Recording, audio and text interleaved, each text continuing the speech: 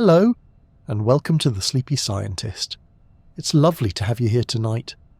This space is designed for winding down, slowing the mind, and gently floating into rest while learning something fascinating along the way. So, make yourself comfortable, soften your breathing, and allow the day to loosen its grip on you. This evening we're drifting toward one of the most mysterious wonders of our solar system, Saturn. A world so enchanting, so seemingly impossible, that it almost feels like a cosmic illusion. Before we begin our quiet journey among its rings, I'd love to know, where in the world are you listening from tonight? Whether you're curled up in bed, relaxing on the sofa, or listening with headphones as you drift to sleep, feel free to share your corner of the planet in the comments. If you enjoy these calming bedtime explorations, a gentle tap on the like and subscribe buttons would mean a lot. And for those of you who are already subscribed, thank you sincerely for being here again. Your support helps this sleepy little corner of the universe keep growing. If you haven't already, you may wish to click the notifications bell so you don't miss the next peaceful voyage. I do hope this video doesn't become too interesting and keep you awake longer than intended, but if it does, at least you'll float into tomorrow with a little more cosmic knowledge than you had today. Now, as you settle in, here's a thought to carry with you. How can a planet so gigantic, wearing shimmering rings that stretch for hundreds of thousands of kilometers, exist in a way that seems to make no sense at all? Saturn is often described as a jewel of the solar system, but the more we learn about it, the more it behaves like a celestial contradiction. Tonight's journey will gently explore why Saturn seems to break the rules, how it can be enormous yet strangely light, how its rings appear ancient and timeless, yet may be far younger than we imagined, and how a planet made mostly of gas can create storms, patterns and structures with the elegance of a cosmic clockmaker. We won't rush. We'll drift through each idea slowly, letting it settle like stardust. Together, we'll explore the serene beauty of Saturn's clouds, the delicate choreography of its icy rings, the curious behavior of its moons, and the quiet discoveries made by the spacecraft that studied it up close. As we begin this gentle journey, there's a question worth holding in the back of your mind. If Saturn truly shouldn't exist the way it does, what does that say about the universe that shaped it? Imagine for a moment that you're gliding through space in calm silence. There is no engine noise, no rush of air, no vibration beneath your feet, just stillness. Ahead of you, Saturn grows gently into view, wrapped in its delicate rings like a lantern surrounded by frost. Starlight catches on the countless particles circling the planet, making them glimmer as though someone has dusted the cosmos with crushed diamonds. You're drifting toward them slowly, as if the universe itself is inviting you to take your time. As you draw nearer, the rings separate into recognizable bands of brightness and shadow, forming broad, graceful arcs that stretch across the darkness. They appear smooth and solid from afar, almost like a single halo of polished glass. But as you approach, that illusion softens. The rings begin to reveal their true nature. Not a single surface, but a vast and intricate collection of icy fragments, each one dancing along its own orbital path. Some pieces are as small as grains of sand, while others are closer in size to a house. Together they form a glittering ribbon that circles Saturn in a silent, perpetual ballet. Passing through the edge of the ring plane feels like drifting through a cloud of frozen lace. A soft haze surrounds you, illuminated by the faraway sun. The sunlight here has travelled for over 1,000 million kilometres to reach Saturn, and it arrives gentler and fainter than the sunshine we know on Earth. Yet, even in this dimmer glow, the rings shine with quiet brilliance. It is as if the cold has polished them to perfection. From this close perspective, you may notice something surprising. For all their breathtaking width, the rings are astonishingly thin. They stretch across a distance so vast that, if placed around Earth, they would reach far beyond the moon. Yet vertically, they are no thicker than a few large buildings stacked one atop another. Imagine a sheet of paper spread across a football field. That is the kind of scale difference we are dealing with. The rings are like a cosmic whisper, wide, delicate, and almost weightless in comparison to the enormous planet they surround. As your eyes adjust to the details, 3 main bands of the rings become easier to distinguish. Closest to the planet, you find the C ring, faint and ghost-like, letting much of the faint sunlight slip through. Beyond it lies the B ring, the brightest and most opaque of them all, a sparkling band of densely packed ice that reflects sunlight like a beautifully frosted mirror. And further out, sweeping elegantly into the darkness, is the A ring, broader and slightly more translucent than the B ring, but still vivid enough to catch the eye. Separating the A and B rings is a notable dark gap, known as the Cassini division, a subtle boundary where fewer particles drift. It is not empty space, but it is sparse enough to appear like a deep breath between 2 bright brushstrokes of ice. These are the major rings visible from afar, the C, the B and the A, each with its own brightness and texture. There are more subtle ringlets, wispy strands, and fainter halos beyond them, but those reveal themselves only when curiosity draws you deeper. For now, these 3 offer a gentle glimpse into the structure of Saturn's icy adornment without overwhelming the senses. The particles themselves are made primarily of water ice, often pure enough to gleam in the distant sunlight. Some contain a dusting of darker material, tiny flecks of cosmic debris and organic compounds that have settled over time. But at this soft introductory moment, the details do not need to be dissected too quickly. It is enough to know that the rings are made from countless frozen fragments, circling Saturn in a graceful, ever-moving tapestry. Drifting along with these particles, you might notice how peacefully they travel. There is no sound here, no crashes or clattering as one might imagine from a collection of countless orbiting objects. Collisions do happen, but space has a way of slowing the chaos. When one fragment meets another, they often nudge gently, transferring a little motion, then continuing along their path. This delicate balancing act helps keep the rings looking so smooth and serene from afar.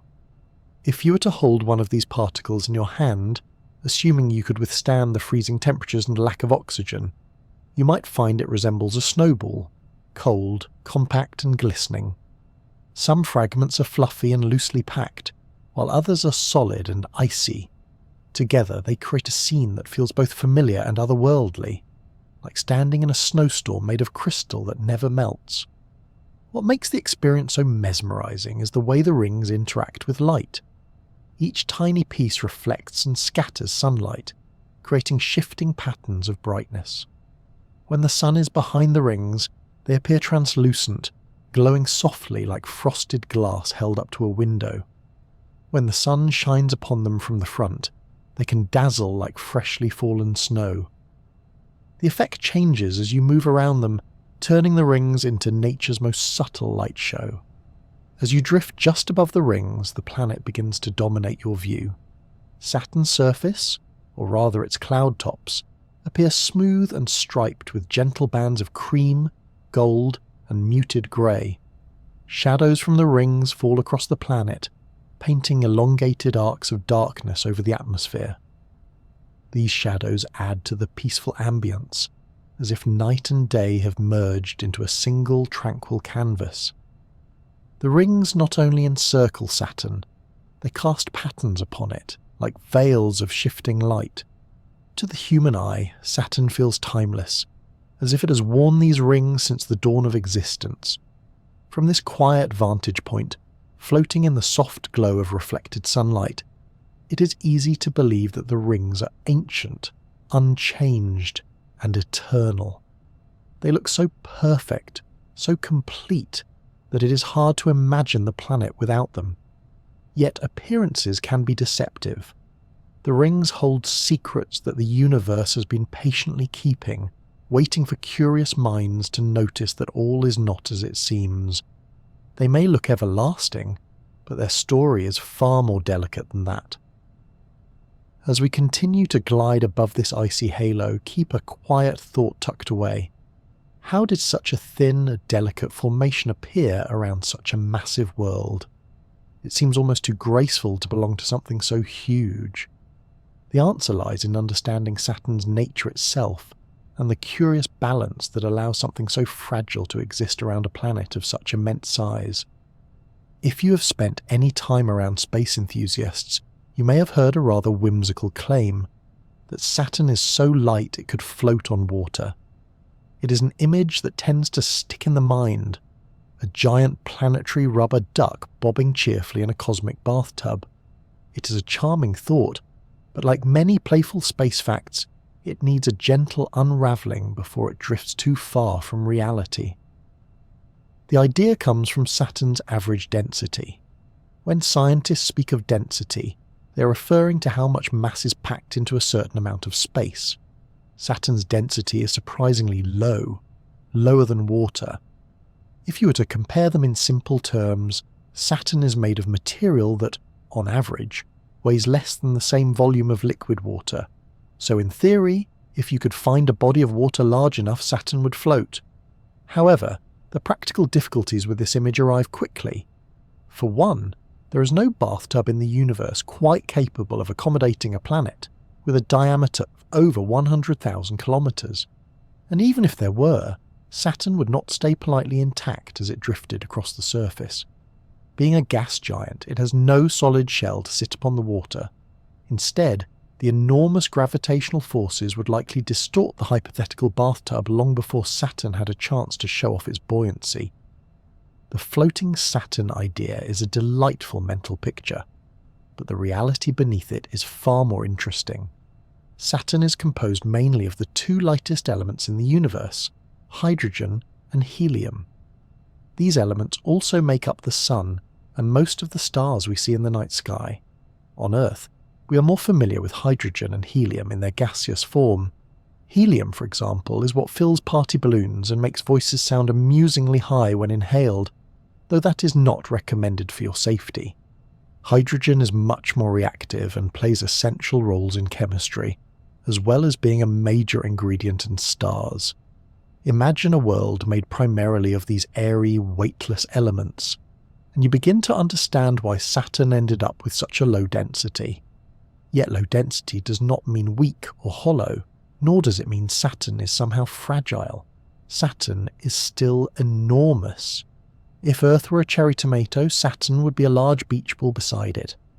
Even though it is much lighter in terms of what its material is made from, the sheer volume of Saturn means it holds tremendous amount of mass. In fact, Saturn is over 90 times more massive than Earth. That is a staggering thought. A planet made mostly of the universe's lightest ingredients, yet still possessing a kind of presence and weight that Earth could never compete with. To better understand this contrast, light materials yet immense mass, imagine holding two objects in your hands. In one hand, a large marshmallow, in the other, a small bowling ball. The marshmallow is far bigger, fluffy, easy to compress, full of air. The bowling ball is tiny by comparison, but surprisingly heavy and dense. Saturn is the marshmallow in this analogy, huge but made of light materials. Earth, on the other hand, is the bowling ball, smaller but packed tight with heavy elements like iron, oxygen, silicon and magnesium. So although Saturn has a lower density, the sheer size of it ensures that gravity still holds a firm grip across the planet. When we talk about gravity on Saturn, it may help to reflect on what gravity truly is. Gravity is not about how light or fluffy something feels, it is about how much mass there is. Saturn has an enormous amount of mass, so its gravity is strong. If you were to stand on a cloud top, assuming that you could, the pull of gravity would feel slightly stronger than it does on Earth. This might come as a surprise when you hear that Saturn's density is so low, but this is one of the first paradoxes Saturn offers. It is deceptively light in composition, yet remarkably powerful in pull. Saturn's interior is layered, a bit like an onion made of gas and liquid rather than rings of vegetable. The outermost part of the planet is an atmosphere rich in hydrogen and helium. As you descend, the gases become thicker and denser, gradually transitioning into liquid-like states under immense pressure. Deeper still, scientists believe there is a layer of metallic hydrogen, a strange shimmering form of hydrogen that behaves like a metal due to the crushing pressure. Beneath that lies a core, which is thought to be composed of heavier materials, perhaps rock, metal, and ice, mixed into a dense centre. We cannot visit this core or send a probe to land there because the pressure would destroy any spacecraft long before it reached that depth. But through scientific models and measurements, we can picture it with reasonable confidence. Despite this layered complexity, Saturn lacks a solid surface. You cannot stand on Saturn the way you can on Earth or Mars. If you dropped through Saturn's clouds, you would pass through gas that becomes steadily thicker until it transitions into liquid. Deeper down, you would encounter extreme pressures and temperatures that would end any journey long before reaching what could be called the core. Saturn is a world defined by gradual change, from gentle breezes at the top to crushing weight at the bottom. One of the reasons Saturn maintains such a distinct shape is its rapid rotation. Saturn spins on its axis very quickly, completing a full rotation in just over 10 Earth hours. That is remarkably fast for a planet of its size. This rapid spinning causes Saturn to bulge outward around its middle, resulting in a shape known as an oblate spheroid. In simple terms, Saturn is wider at the equator than it is from pole to pole. This bulging effect is not unique to Saturn. Earth experiences it too, though to a far lesser degree. On Saturn, the effect is more pronounced because of its fast rotation combined with its fluid, gaseous nature. If Saturn were a ball of dough being spun on a baker's fingertips, it would stretch into a flattened form as it rotates. The planet's equator, then, becomes its widest point, giving it a slightly squashed appearance. This shape contributes to the way Saturn behaves, influencing everything from its wind patterns to its cloud formations. The rapid spin creates strong jet streams, which in turn create the gentle flowing bands of colour seen across its surface. While we will drift into the beauty of Saturn's atmosphere another time, for now it is enough to understand that Saturn's roundness is not as perfect as one might assume. It has been sculpted by motion, stretched by speed, and shaped by the constant forces acting upon it. Another aspect worth appreciating is how Saturn's gravity interacts with its surroundings. Gravity is not just felt on the planet itself, it extends outward, reaching into space. Saturn's gravity commands the movement of dozens of moons, a vast system of rings and countless smaller particles caught in its pull. Though Saturn may be composed of light elements, it exerts a powerful influence. Imagine a large, gentle-looking creature that moves slowly, appears soft to the touch, yet holds an entire environment in balance simply by being present. Saturn is a little like that, serene on the outside yet commanding by nature. The idea of a planet made of such lightweight ingredients, yet capable of shaping an entire miniature solar system, is part of Saturn's charm. It captures the imagination because it defies the instinctive expectation that big should always mean heavy, and that light should always mean weak. Saturn sits beautifully in the middle, being both. It is light in composition, yet heavy-handed in its influence. It floats in theory, yet anchors moons, rings, and space itself in reality. As you hold this thought, it helps to remember that the universe rarely conforms to our everyday experiences. A feather and a boulder behave differently on Earth, but across the vastness of space, the rules are both familiar and surprising. Saturn invites us to let go of assumptions and gently rethink what words like light, heavy, strong, and delicate really mean. Saturn, despite being made mostly of hydrogen and helium, is undeniably mighty. Its gravity shapes orbits, sculpts rings, and governs a family of moons like a patient conductor guiding a cosmic orchestra. And it does all this while being one of the least dense worlds in our planetary neighbourhood. It is a planet that appears soft and airy on paper, yet in space it holds authority. Light in substance, immense in scale, graceful in form, and influential in ways that are felt far beyond its cloud tops. Saturn embodies a paradox that makes it one of the most intriguing of all the planets. Light, yet remarkably strong. Gentle in composition, yet firm in presence. A planet that seems to defy logic, yet fits perfectly into the tapestry of our solar system. If you were to hover gently above Saturn's cloud tops, the first thing you might notice is how soothingly patterned the planet appears. Soft bands of colour wrap around its curved surface, forming pale stripes of cream, butterscotch, and muted grey. These bands encircle the entire planet, stretching all the way around like the brushstrokes of a careful painter, working in calm, horizontal lines. From a distance, the effect is peaceful, almost dreamlike, as though Saturn is dressed in layers of softly woven silk. Yet beneath this tranquil appearance lies an atmosphere full of motion. Saturn is a world of winds, fast, flowing, and intricately organised.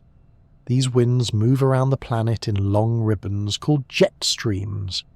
They travel mostly from west to east or east to west, forming alternating bands of direction. Where these bands meet, the atmosphere can swirl, twist, and churn in ways that both surprise and delight anyone studying the planet. The wind speeds on Saturn can reach astonishing levels, racing along at over 1,000 kilometers per hour near the equator. On Earth, a storm with winds that strong would be considered catastrophic.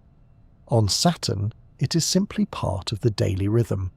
One of the reasons Saturn's atmosphere is so dynamic is that the planet rotates extremely quickly. Saturn completes a full spin in just a little over 10 Earth hours. To put that into perspective, imagine Earth rotating twice as fast as it currently does. The change in our weather would be dramatic. Saturn, being much larger and spinning so swiftly, experiences tremendous forces in its atmosphere. This rapid rotation causes something known as the Coriolis effect, which influences how winds move and bend. On Earth, the Coriolis effect shapes hurricanes and trade winds. On Saturn, it amplifies motion across a far bigger canvas, creating multiple jet streams and beautifully banded weather systems that span the entire planet. These bands of colour that we see from afar are not painted onto the surface. They are the result of different wind speeds, temperatures, and cloud compositions at varying depths of the atmosphere. Each band has its own character, influenced by the complex behaviour of gases swirling beneath. Because Saturn is made mostly of hydrogen and helium, its atmosphere does not behave in quite the same way as Earth's. Instead of a sky full of water vapour and nitrogen, Saturn's clouds are composed of different ingredients that form layers, each one deeper and denser than the last. The highest clouds that we see are primarily made of ammonia ice. These form Saturn's pale and often creamy white upper layer. Below them lies a second layer containing ammonium hydrosulfide, a compound that contributes subtle tones of yellow and beige to Saturn's atmospheric palette. Deeper still, hidden beneath the more visible clouds, are clouds of water, which resemble Earth's clouds more closely, though the environment around them is far from familiar. These layers sit atop one another like tears in a gentle trifle, each one adding its own flavour to the overall appearance of the planet. Because each layer responds differently to the temperature, pressure, and motion of the atmosphere, Saturn's cloud systems shift, stretch, blend, and evolve over time. The seamlessness with which these layers interact gives Saturn its smooth, flowing look. If Jupiter can sometimes resemble a turbulent oil painting filled with swirls, spots, and dramatic contrasts, Saturn is more like a softly blended watercolour, where edges melt gently into one another. The appearance is quieter, but no less captivating. Despite the calm look of Saturn's atmosphere, it is home to storms that can grow to truly impressive sizes. Saturn is no stranger to tempests that stretch across thousands of kilometres, sometimes wrapping around the entire planet in colossal bands of cloud. These storms can last for months or even years, gradually shifting shape as they travel along the jet streams. One particularly famous type is the Great White Spot, a recurring storm system that appears roughly once every Saturnian year. which is about 29.5 Earth years. To us, that seems like a long wait between storms, but for Saturn, it is simply part of a seasonal rhythm. When these enormous storms emerge, they can be a spectacular sight. Bright clouds tower above the surrounding atmosphere and can be seen from telescopes here on Earth as large, bright smudges against Saturn's normally soft palette. Inside these storms, lightning flashes with a force that dwarfs the electrical storms we experience on Earth. Each flash can be hundreds of times stronger than a typical lightning bolt in our sky.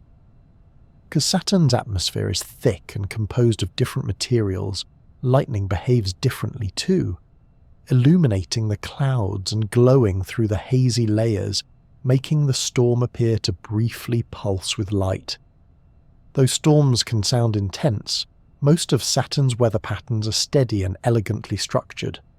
The atmosphere tends to organise itself into sweeping flows rather than chaotic clashes, and the storms that do form often become part of the planet's atmospheric tapestry rather than tearing it apart. Saturn's winds, despite their speed, have a kind of rhythm to them, a sense of cooperation rather than conflict. They sweep across the planet in long, uninterrupted bands, sometimes merging, sometimes separating, but always maintaining that soft, banded appearance that Saturn is known for. Because of the rapid rotation and layered clouds, the colours we see on Saturn are more subtle than many people expect. There are no deep reds or bright oranges like those seen on Jupiter. Instead, Saturn wears the softer shades of sunrise, pale golds, gentle creams, light greys, and occasional hints of muted pearl. These colours shift over time as atmospheric conditions change, but the effect remains one of quiet elegance.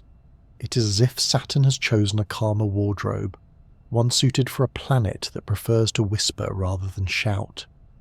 Beneath the beauty and calm, Saturn's winds reveal a world that is constantly in motion. From equator to pole, each layer of atmosphere turns, twists, and hums with kinetic energy.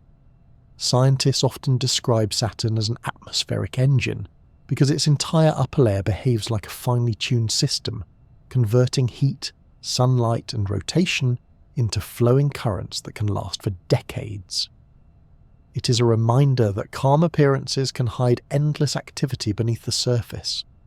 When we think of wind on Earth, we often imagine a gentle breeze, or perhaps a stormy gust that bends trees and rustles leaves. On Saturn, there are no trees to sway, no oceans to ripple, and no solid ground to feel the breeze against. The winds we speak of are movements of gas and cloud, gliding and streaming through a vast atmosphere that has no true surface. If you could float alongside these winds, you would not hear a roar or a howl. There would be silence. The motion would be visible, not audible. Cloud bands flowing past like the slow unfurling of silk ribbons in a soft, steady current. It is this paradox of sensation, incredible speed paired with total quiet, that contributes to the feeling of Saturn being a place of serene power. Everything is exaggerated. The size, the winds, the storms, yet everything moves with grace. Even the most dramatic tempests become part of a greater harmony, turning the whole planet into a kind of cosmic orchestra, where each current of gas plays its part in maintaining the balance. If you allow your imagination to drift for a moment, you might picture Saturn as a giant musical instrument. Its jet streams act as strings, stretched across the surface, its storms as notes, rising and falling over time, and the entire atmosphere becomes a kind of song, one that plays too slowly and too quietly for human ears, but one that carries on through the centuries regardless. Winds that sing, clouds that dance, storms that write their stories across the sky. Saturn is, in its own way, a world of music without sound. While Saturn may appear calm and gentle from afar, its atmosphere is a place of energy, motion, and enduring patterns. These winds, these soft stripes and swirling storms tell the story of a planet shaped not by stillness, but by perpetual movement. Saturn's atmosphere is alive with flow, and yet it never loses its quiet elegance. It is a masterclass in how a world can be powerful without being harsh and dynamic without being chaotic. The next time you see an image of Saturn, notice the bands. Notice the smooth flow of colour, the subtle blending, and the serene symmetry. Within those stripes lies the heartbeat of a giant, fast, rhythmic, and endlessly flowing.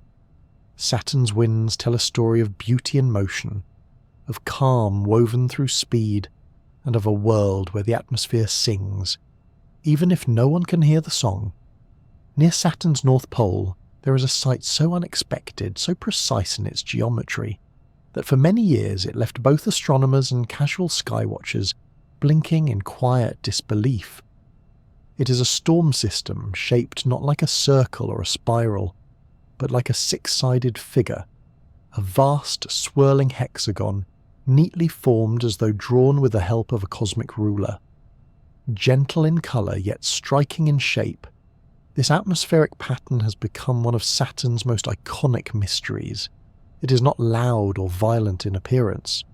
Instead, it sits calmly at the pole, turning slowly, endlessly, as though the planet decided to wear a geometric crown. Imagine flying above Saturn's North Pole and seeing this shape below you. 6 smooth sides, each stretching thousands of kilometers in length, meeting at crisp angles. The hexagon rotates with the planet, maintaining its form year after year, behaving with a kind of serene stubbornness. Most storms in our solar system twist into circles because that is the most natural shape for rotating fluids. Yet here, at the top of Saturn, nature has done something beautifully unusual. It has folded movement into symmetry. When the hexagon was first captured in images during the early 1980s by the Voyager spacecraft, many people wondered whether it could possibly be real. It was so precise, so unlike anything ever seen on another planet, that some first reactions leaned towards suspicion. Was it a trick of the camera, a processing artifact, or, as some more imaginative thinkers mused, a structure that could not possibly occur without a helping hand from an extraterrestrial architect? Fortunately, as clearer images and more advanced observations arrived, the answer became far more grounded and far more fascinating.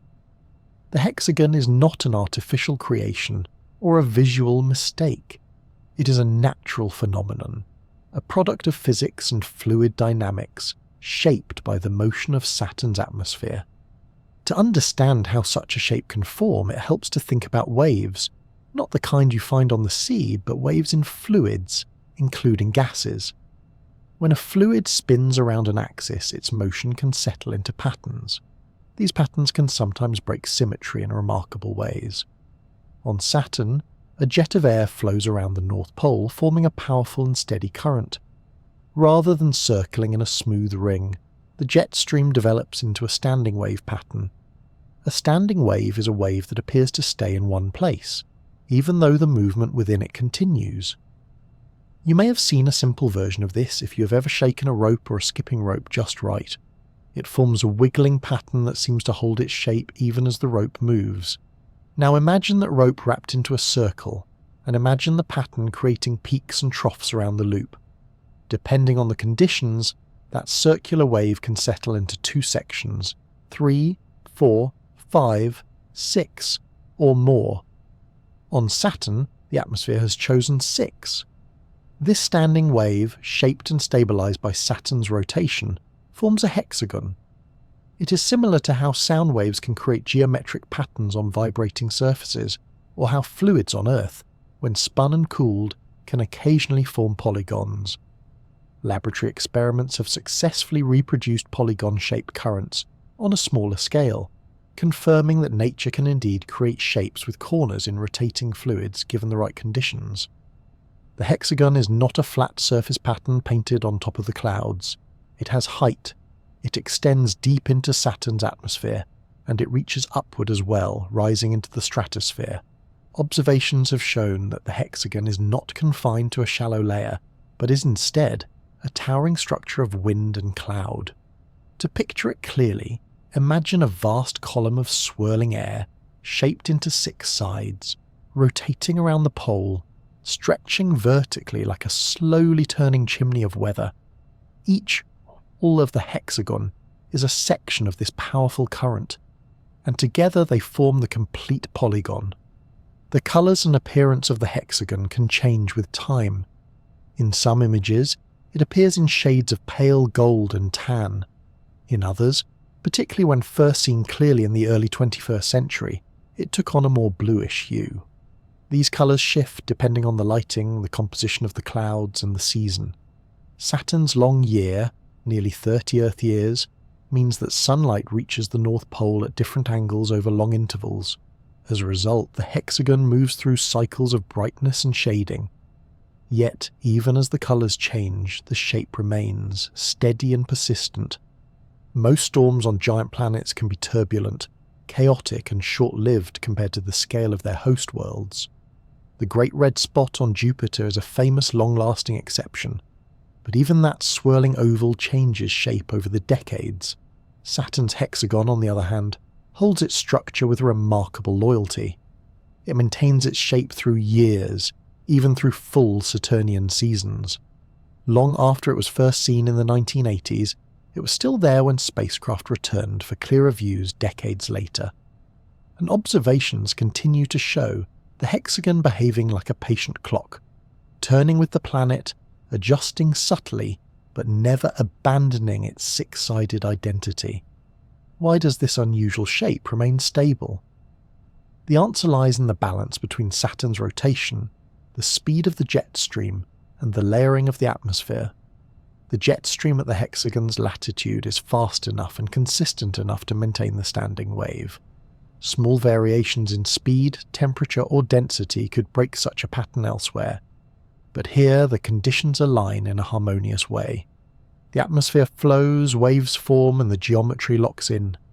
It is a delicate balancing act, yet Saturn seems to manage it effortlessly. Because the hexagon is so striking, it has occasionally stirred public imaginations with thoughts of alien engineering or coded messages. It is easy to see why. A perfect geometric figure, tens of thousands of kilometers wide, rotating calmly at the top of a distant planet, looks like something placed there with intention.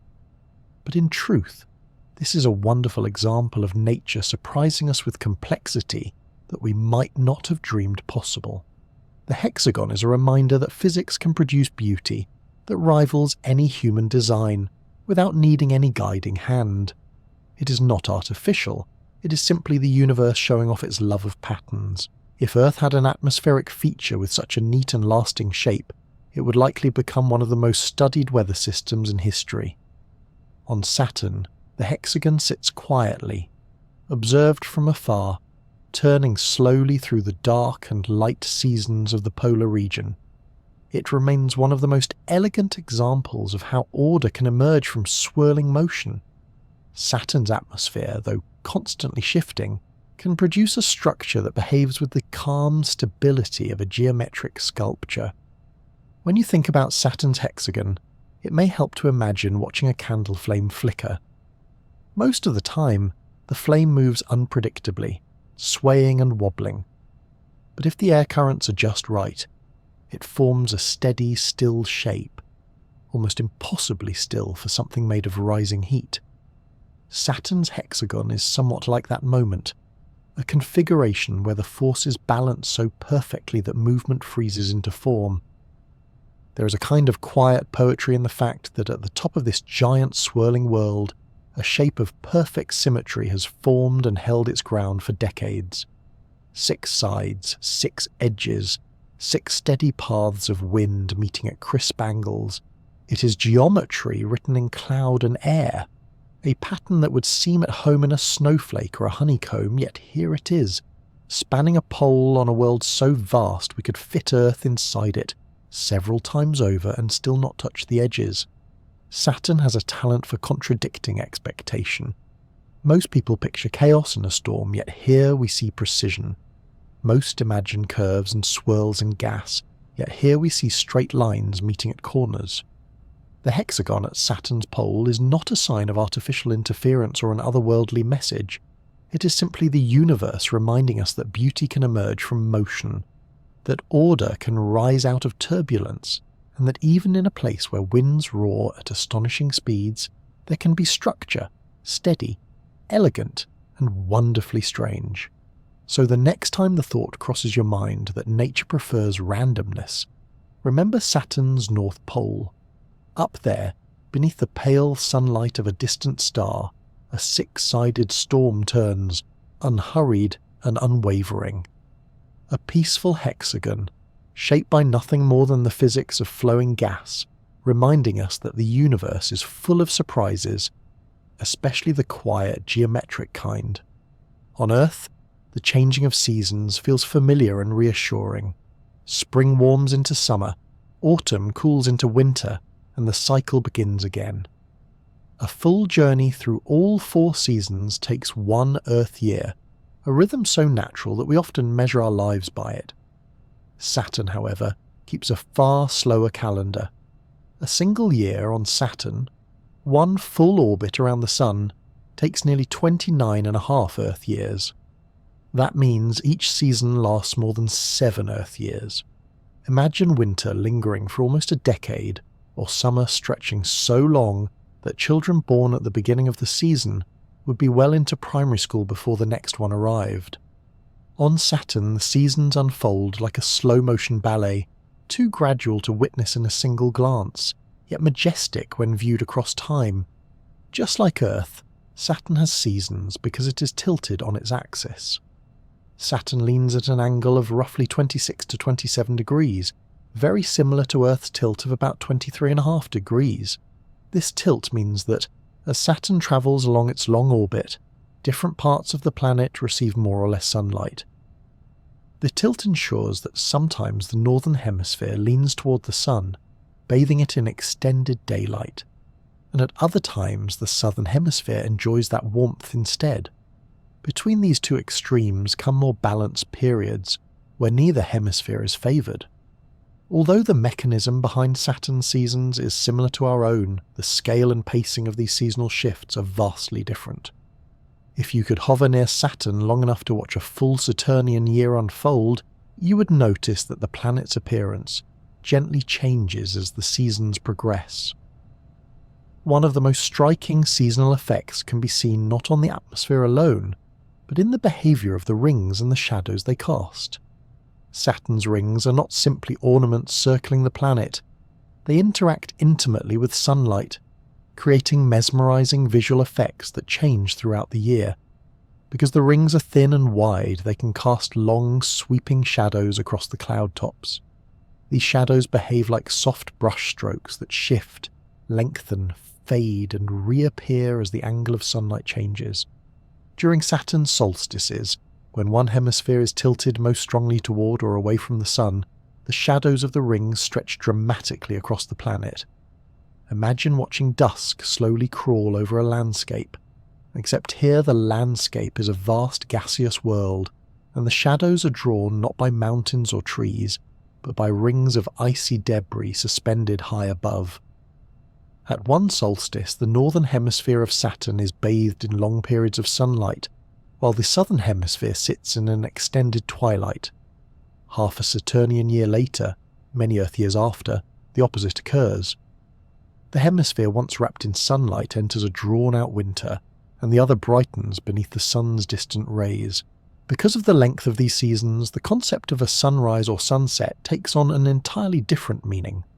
A single spring on Saturn lasts about 7 Earth years. Dawn does not sweep quickly across the land. It creeps. The slow increase in light creates what could be described as a decades-long morning, a sunrise stretched so thin across time it becomes almost impossible to perceive in real time. If you were a Saturnian cloud, and what a thought that is, you might see sunlight gradually brighten over the course of several Earth years.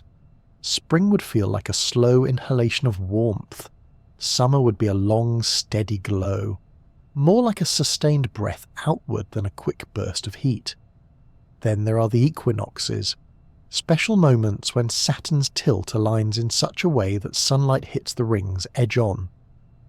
During an equinox, the rings appear to thin almost to invisibility when viewed from certain angles. The sun's light no longer falls across their broad surfaces but strikes them along their edge. Because the rings are so extraordinarily thin compared to their width, this edge on view makes them look like a near invisible line. At these times, the rings cast almost no shadow on Saturn's surface. The great sweeping strokes of darkness that appear at other times vanish, and the planet's cloud tops glow more evenly. For a brief period, a brief Saturnian period that is, the planet wears no ring-shaped shadows at all. These equinoxes occur twice every Saturnian year, separated by nearly 15 Earth years. The equinoxes also provide a unique opportunity for observation. When sunlight shines directly along the plane of the rings, small details within the rings become more visible due to the way light scatters. Even slight warps or bends in the ring plane can cast tall, slender shadows, making them stand out. It is a rare treat to see the rings this way, as they reveal subtle height differences and structures that are normally hidden by the overwhelming brightness of the reflective ice. Solstices, on the other hand, are times of dramatic contrast. When one hemisphere of Saturn tilts most directly toward the Sun, it experiences a long lingering summer.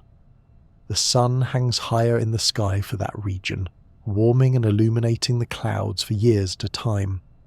Meanwhile, the opposite hemisphere enters a long, deep winter, lit only by sunlight filtering through the rings or reflected off them. Sunlight becomes scarce, shadows become longer, and the atmosphere cools. If Earth experienced seasons like this, winter would not be a temporary inconvenience, it would shape entire generations. During Saturn's long summers, the hemisphere tilted toward the Sun may also experience more dynamic shifts in coloration, as atmospheric processes respond gradually to the changing amount of sunlight.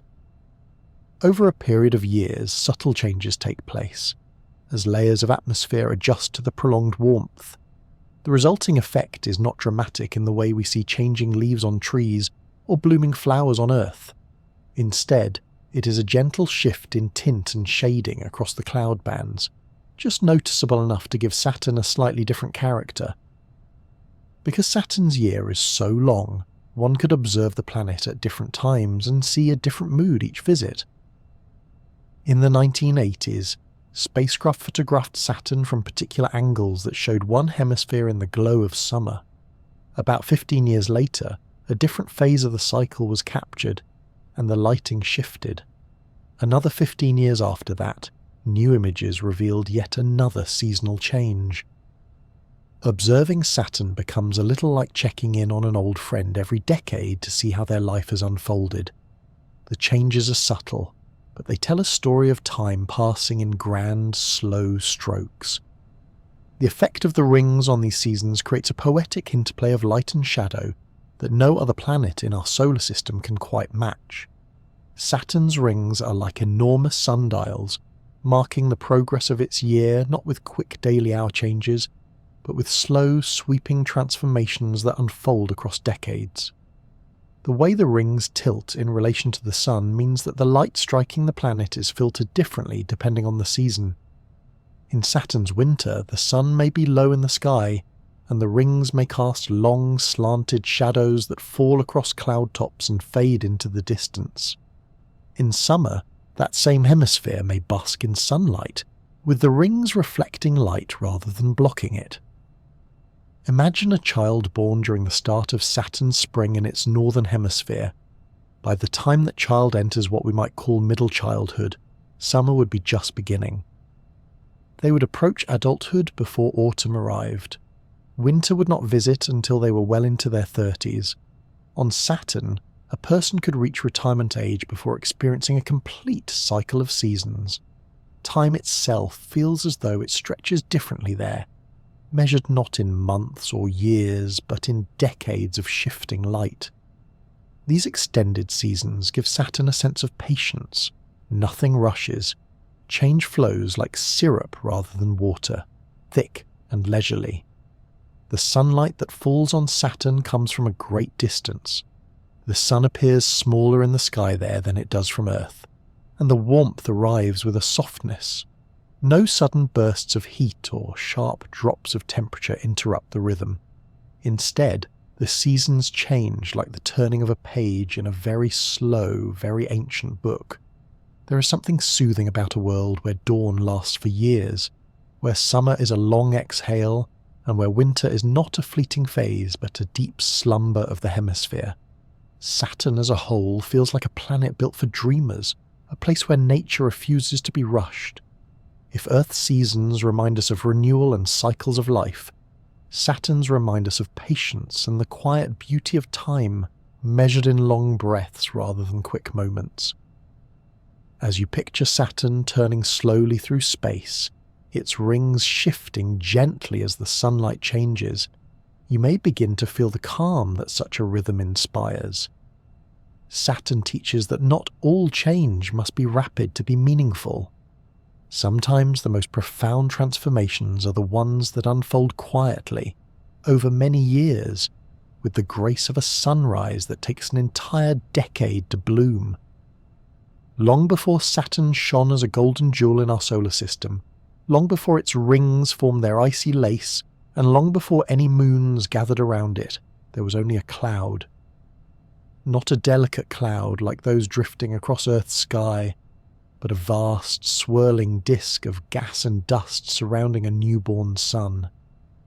The early solar system was a place of gentle chaos, warm, hazy, and full of drifting material illuminated by the faint glow of a young star that had only recently ignited into life.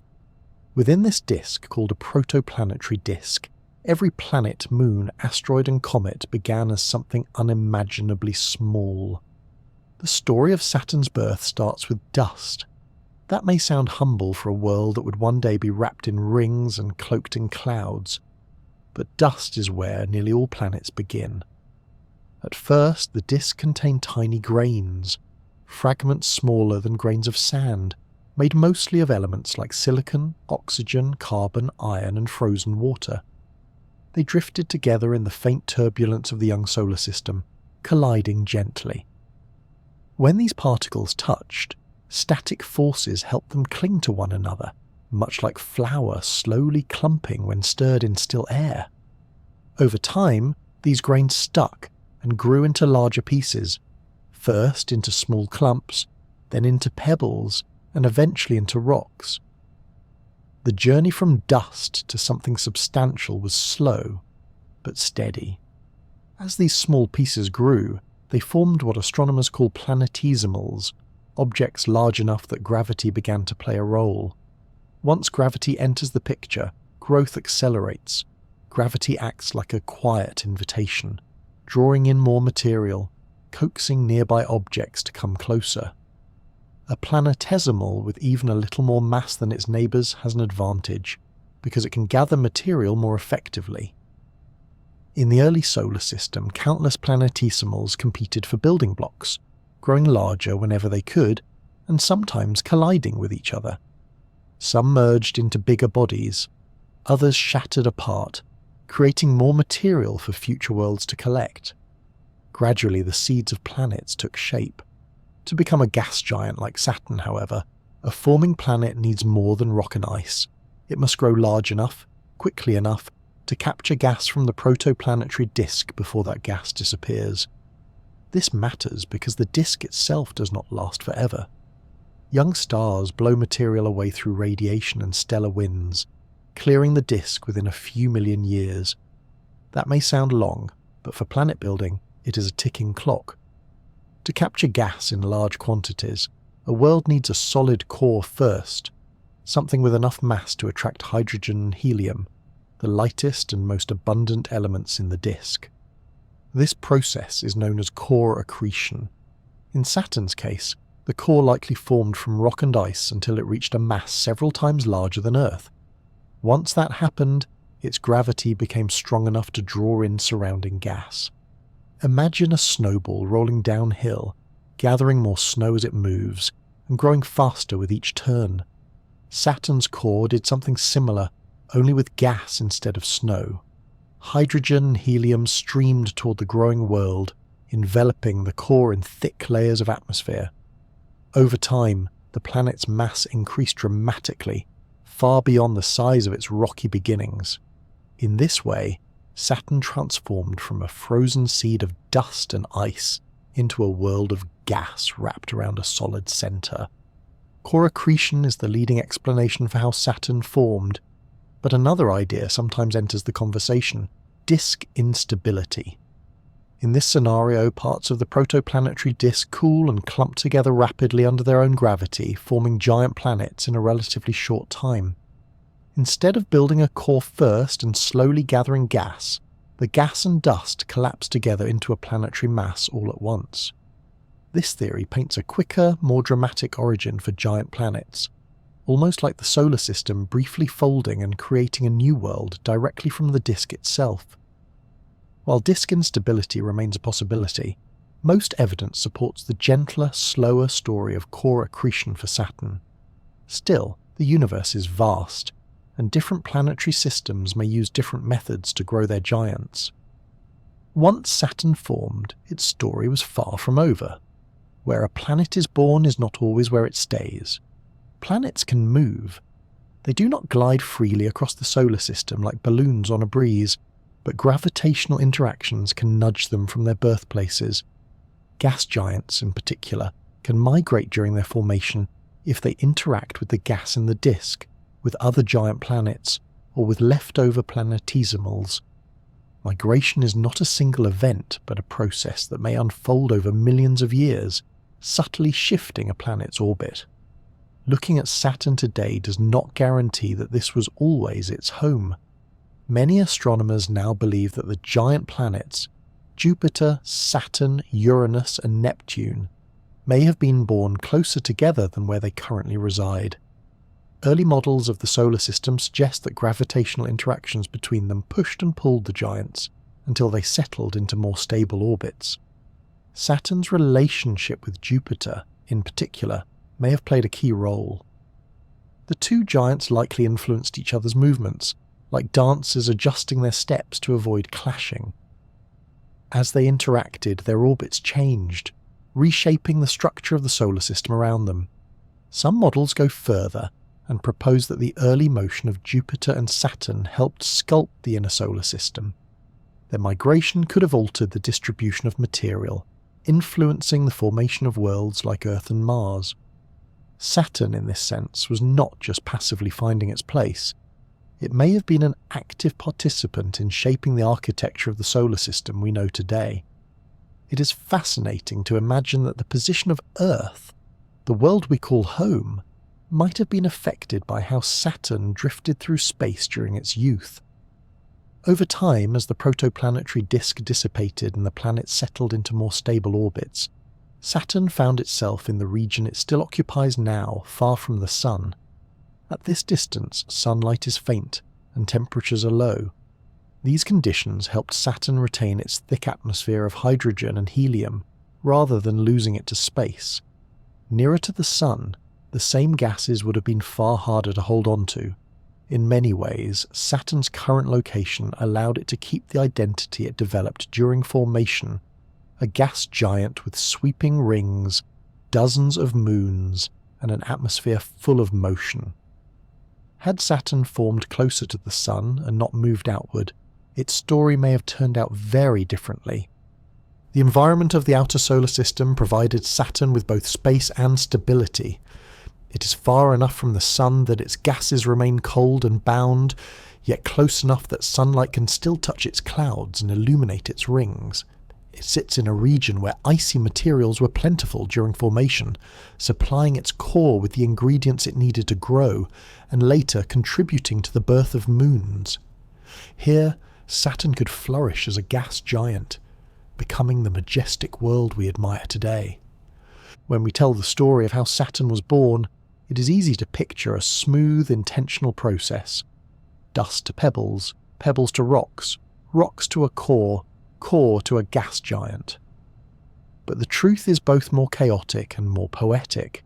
Saturn exists because of a delicate balance of chance, timing, motion, and cosmic conditions. A little more heat, and the disk may not have allowed its gases to stay. A little less material, and the core may never have grown large enough. A slightly different gravitational dance, and Saturn might have ended up elsewhere, or perhaps not formed at all. There is something calming about knowing that a world so grand began as tiny flecks of dust floating in space. It reminds us that even the most magnificent structures of the universe begin as something small and unassuming. Growth, whether of planets or of people, often starts quietly. Saturn's journey from dust to giant is a lesson written into the fabric of the solar system. That time, patience, and the gentle pull of gravity can transform the simplest beginnings into something extraordinary. As Saturn settled into its orbit, the solar system gradually became the arrangement we recognize today. The sun burned steadily, planets circled in their lanes, and Saturn's core rested beneath layers of gas that would swirl and dance for billions of years. The stage was set for the later chapters of Saturn's story, the forming of moons, the shaping of rings, and the steady evolution of a world that continues to intrigue us. But it all began in that ancient disk of dust and gas, a cradle of creation from which a giant was born, slowly and gracefully in harmony with the rhythm of the early cosmos. When people picture Saturn, they often think first of its rings, those gleaming delicate bands that circle the planet like an elegant halo. From a distance, the rings appear smooth, almost like the grooves of a finely cut record or the ripples of light on still water. But this graceful appearance hides a fascinating truth. The rings are not solid at all. They are made of countless individual pieces, each following its own path through space, together creating the illusion of continuity. If you were to drift close enough to extend a hand toward the rings, you would not find a single glassy surface. Instead, you would encounter a vast swarm of icy particles, each gliding through orbit with remarkable coordination. These particles range enormously in size. Some are microscopic, dust motes so small they would disappear between your fingertips if you could hold them. Others are the size of pebbles, snowballs, or chunks of ice resembling pieces of broken sculpture. There are fragments the size of a car, a house, or even a small boulder, yet most of the material is closer to the smaller end of the scale, contributing to a finely textured structure that gleams with an otherworldly beauty. The rings are composed primarily of water ice. In many places, this ice is remarkably pure, giving the rings their bright reflective quality. When sunlight strikes the icy particles, it bounces off their surfaces with great efficiency. This reflectivity, known as albedo, is especially high for fresh, clean ice. It is one reason Saturn's rings shine so brilliantly in the darkness of space. Along with water ice, the rings contain small amounts of dust and organic molecules, adding faint touches of colour and complexity. The mixture is not perfectly uniform. Some regions contain cleaner ice, while others hold more dust or darker material. These differences contribute subtly to the varying shades and textures seen across the rings. The particles move through the rings in organised harmony. Each one orbits Saturn at its own speed, depending on its distance from the planet. Inner particles travel faster, much like cars on an inner lane of a racetrack. Outer particles move more slowly. This difference in speed means that particles do not all move as a single sheet, but rather as a layered flow, with faster and slower lanes swirling together without great disruption. The result is a system that appears smooth when viewed from afar, yet is full of movement when seen up close. Despite the calm appearance, gentle collisions occur constantly. Particles bump into each other, transferring small amounts of energy. Unlike collisions on Earth, which can be violent or loud, these impacts are more like the soft tapping of snowflakes settling together. Over time, these countless small encounters help to keep the rings thin and flat. If a particle strays slightly upward or downward, collisions and gravitational nudges guide it back into the shared plane. These interactions act as a quiet sculptor, maintaining the ring's elegant shape with no need for outside intervention. These gentle collisions also help to smooth out irregularities. If a cluster of particles clumps too closely, small impacts can disperse them again. If particles spread too far apart, gravitational attraction can draw them together once more. This balance between clumping and separation creates what might be called ring weather, subtle patterns that change over time. Some patches of the rings thicken temporarily, forming bright, denser streaks known as wakes or clumps. These patterns drift and dissolve, forming and reforming as the particles continue their endless dance. Although the rings appear almost perfectly flat, there are small ripples and bends within them. These features can emerge when something disturbs the orbits of the ring particles, perhaps a passing moonlet, or a nudge from something embedded within the ring itself. From certain angles, especially when sunlight strikes the rings at a shallow edge, these ripples can cast shadows that reveal their heights. In photographs, the ripples may appear as delicate waves, or as faint vertical structures that rise above the otherwise level surface. These features remind us that even within apparent stillness, there is motion and subtle change. Because different parts of the rings reflect light differently, depending on their composition and the angle of the sun, the rings can take on different moods. Sometimes they shine with the brilliance of freshly fallen snow. At other times, they appear more muted, like frost beneath a pale morning sky. When sunlight hits the rings directly from behind, they may appear almost transparent, and their shadows fall upon Saturn in sweeping curves. When the sun sits in a different position, those shadows can vanish, and the rings glow like silver threads drawn across the darkness.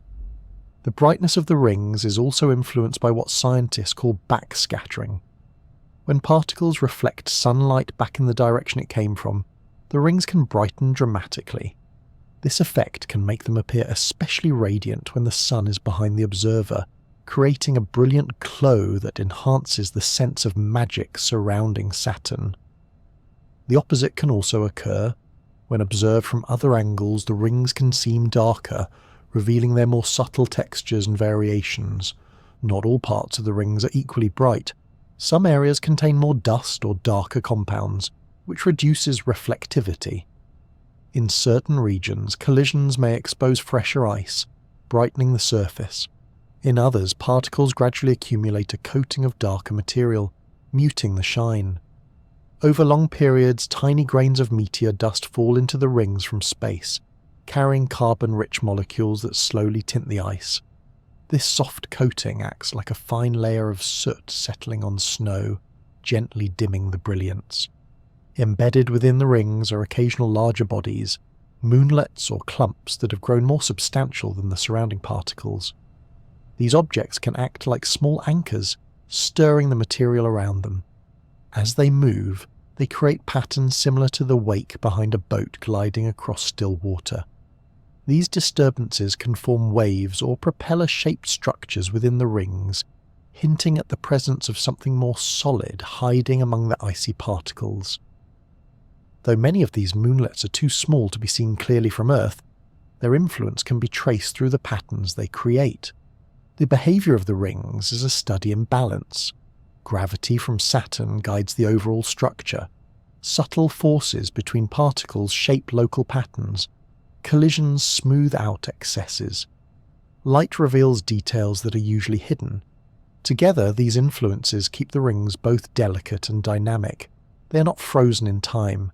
They shift, shimmer, and slowly evolve, though the changes are often too gradual to notice unless you watch over months or years. You might imagine the rings as a kind of cosmic dance floor, where every dancer must move just right to avoid the others. Yet, unlike a crowded ballroom full of bumps and missteps, the rings maintain remarkable order. Each particle follows predictable rules, orbiting smoothly, adjusting when needed, and remaining part of a shared structure far larger than itself. There is no conductor, no choreographer. The harmony emerges naturally from the laws of motion and gravity, a self-organizing beauty. If you could sit quietly upon a modest chunk of ice in the rings and watch the surroundings, the experience would be both calming and surreal. You would see nearby particles drifting by, sometimes slowly, sometimes a bit faster depending on their orbits. There would be no sound, only movement. Sunlight would glint off icy surfaces, sending tiny sparkles across the darkness. As your chosen ice fragment orbited Saturn, the view of the planet would shift, the colours on its cloud top softly changing with your angle. It would feel like watching the universe breathe. The rings also show colour when observed through special filters.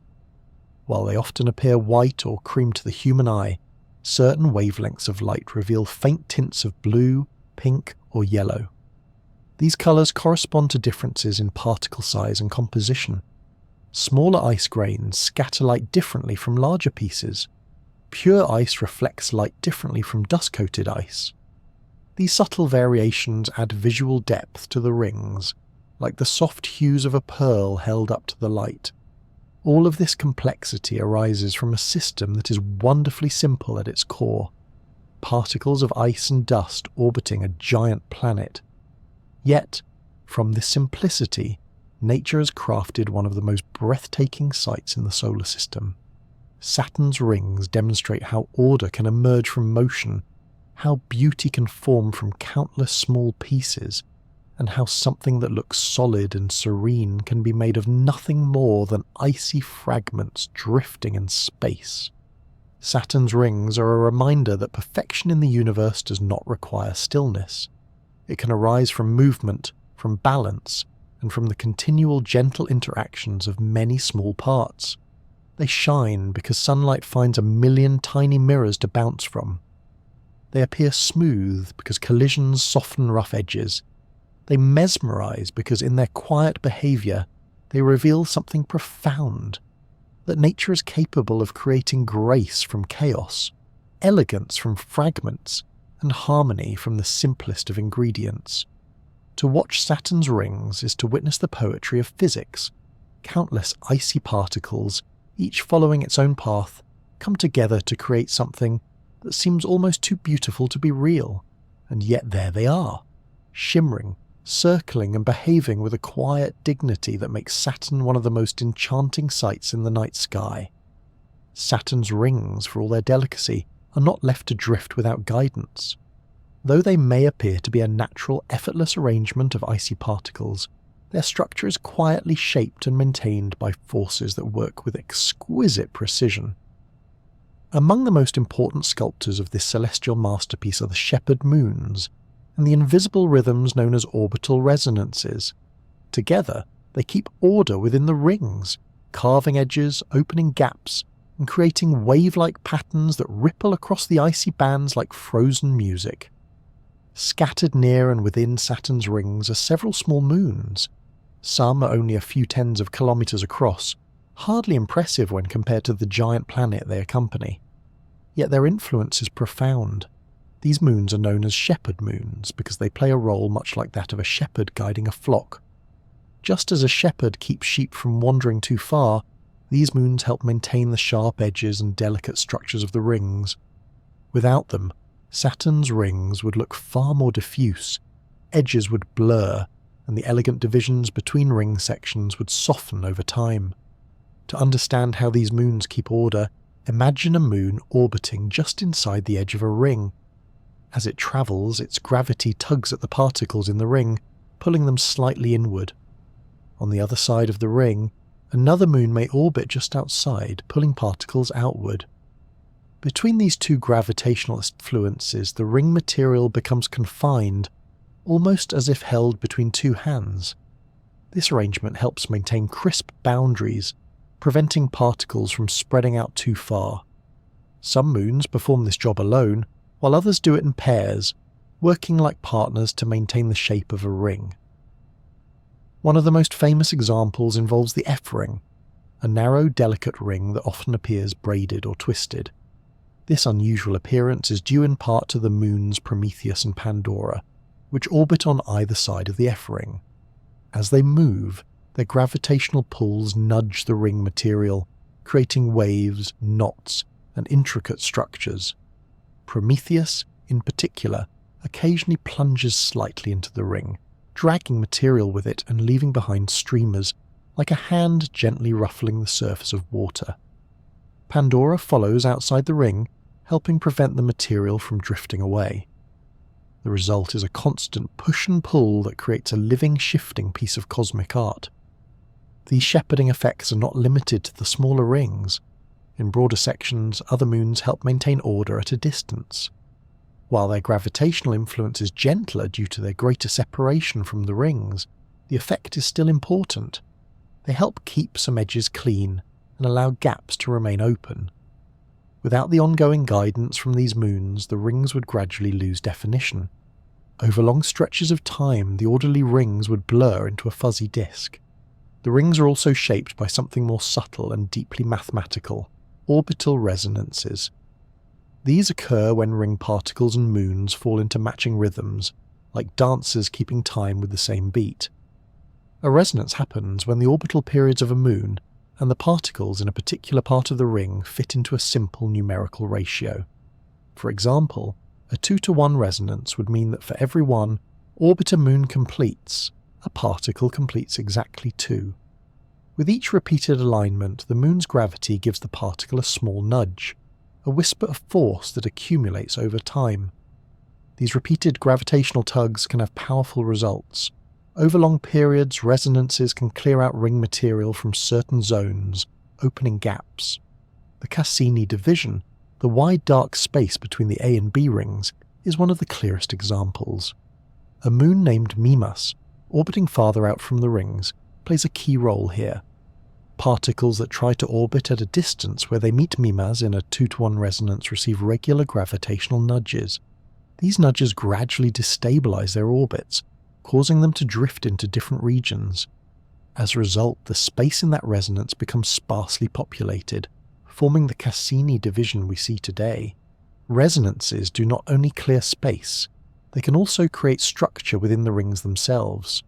When the gravitational nudges are not strong enough to open a gap, they may instead generate beautiful waves that propagate through the rings. These are called density waves, and they ripple through the ring material much like sound waves travel through air. Rather than hearing them, we see them as patterns. Gentle spiral ripples where the ring material becomes slightly more concentrated in some areas and more spread out in others. These waves are not static.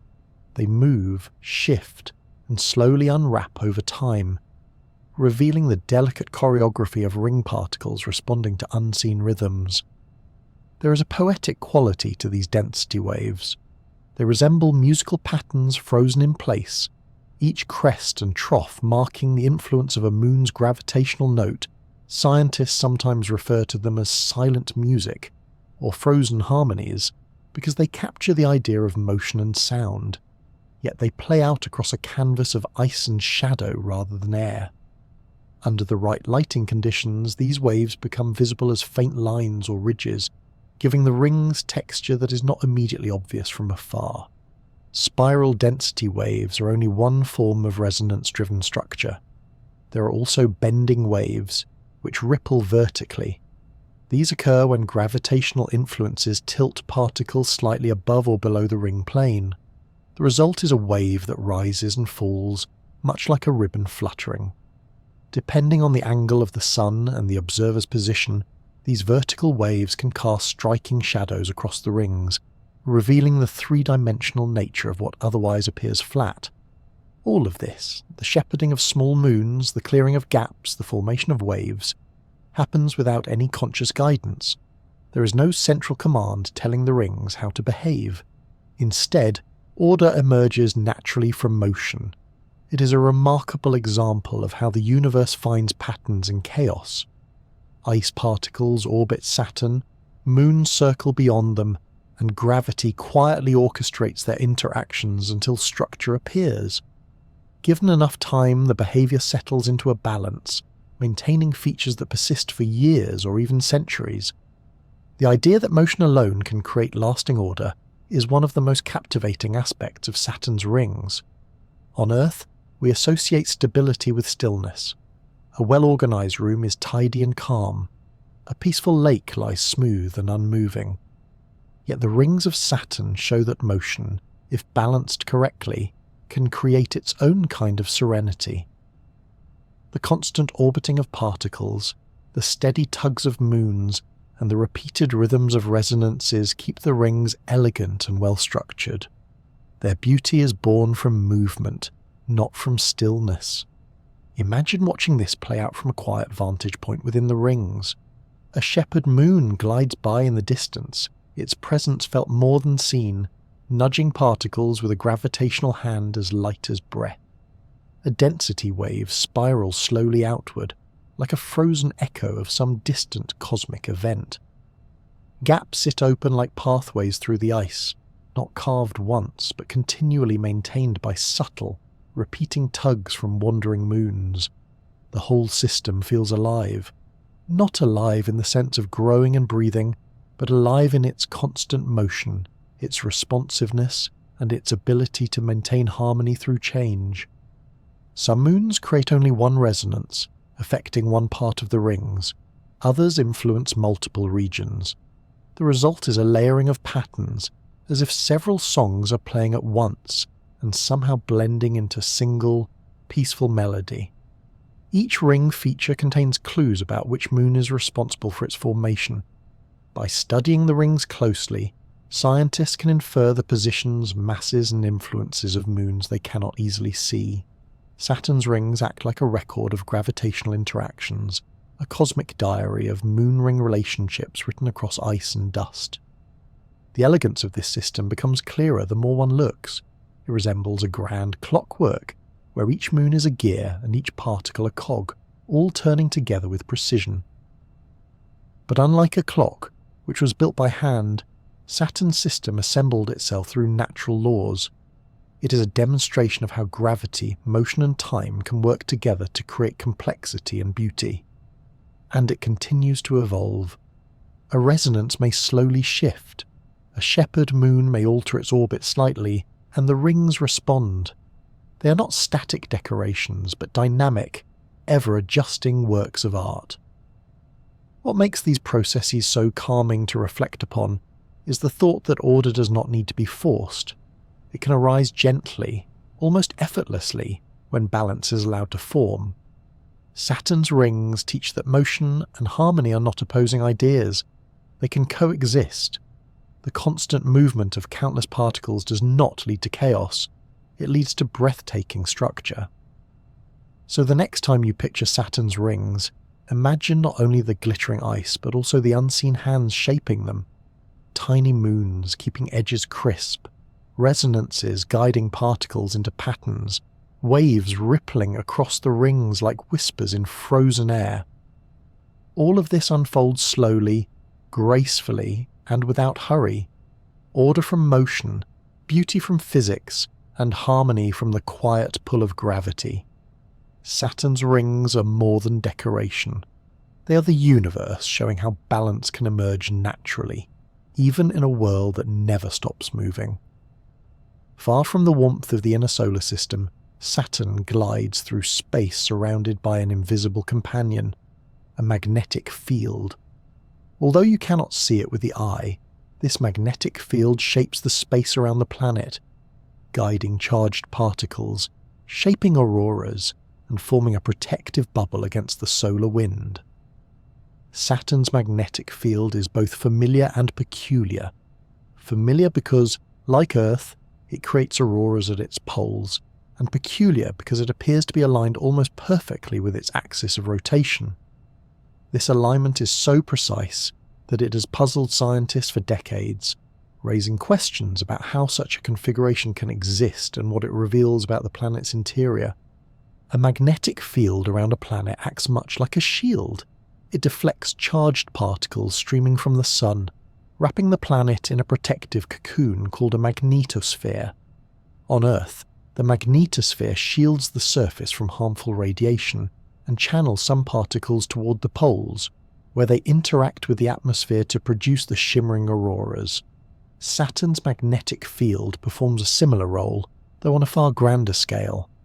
Because Saturn is much larger than Earth and spins rapidly, its magnetic field stretches out into space in an immense structure that interacts continually with the solar wind.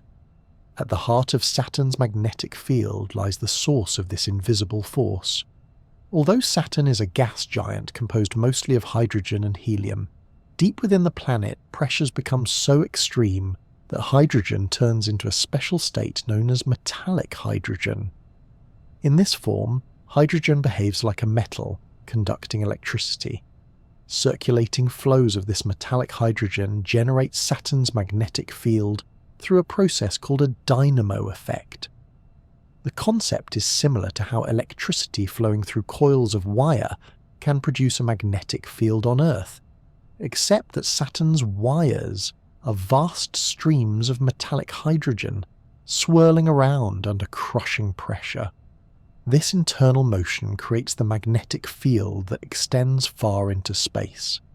For most planets, including Earth, the magnetic field is tilted relative to the axis the planet spins on. On Earth, the magnetic North Pole and the geographic North Pole are not in the same location. This tilt causes the magnetic field to wobble as the planet rotates, and scientists can measure this wobble to determine the length of the planet's day. Saturn, however, does not cooperate so easily. Its magnetic field is aligned almost perfectly with its rotation axis. Imagine a spinning top with a torch strapped to it, shining straight upward. If the torch is aligned perfectly with the top's spin, someone watching would see a constant glow, with no wobbles or variations to measure. Saturn behaves in a similar way. Its magnetic field appears so neatly aligned that it produces no obvious wobble for scientists to use to time its rotation. This near-perfect alignment is one of the great mysteries of Saturn. The laws that explain magnetic fields inside planets suggest that a precise alignment should not be stable over long periods. Something, it seems, is helping Saturn maintain this configuration, or masking the true tilt. One idea is that Saturn's magnetic field might not be perfectly aligned deep down, but some process in the outer layers of the planet smooths out the differences.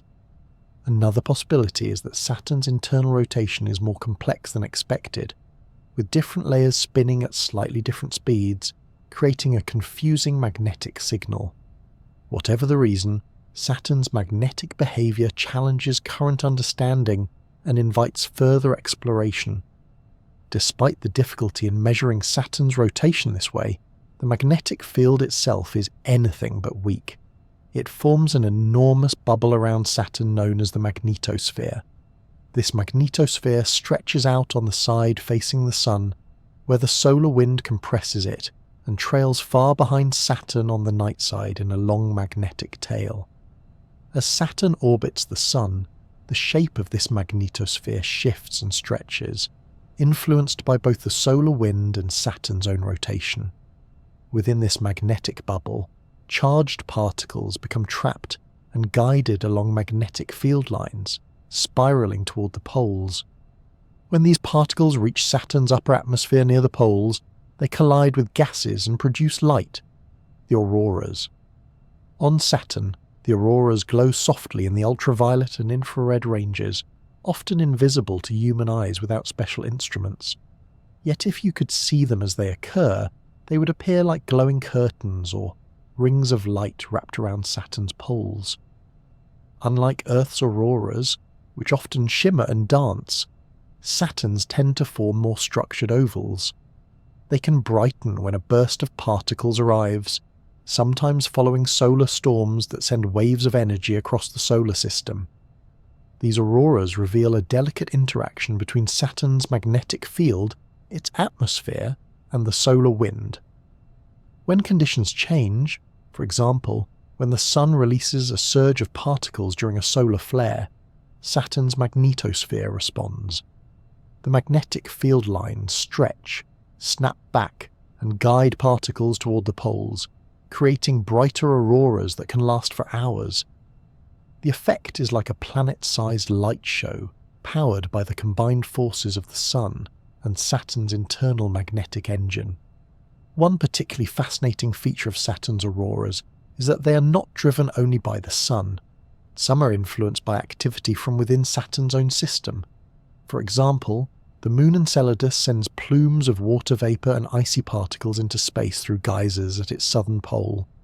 These particles become ionized and feed into Saturn's magnetosphere, adding material that can contribute to auroral activity. It is as though Saturn draws not only from the distant star that illuminates it, but also from the worlds that orbit it, weaving their contributions into the shimmering glow at its poles.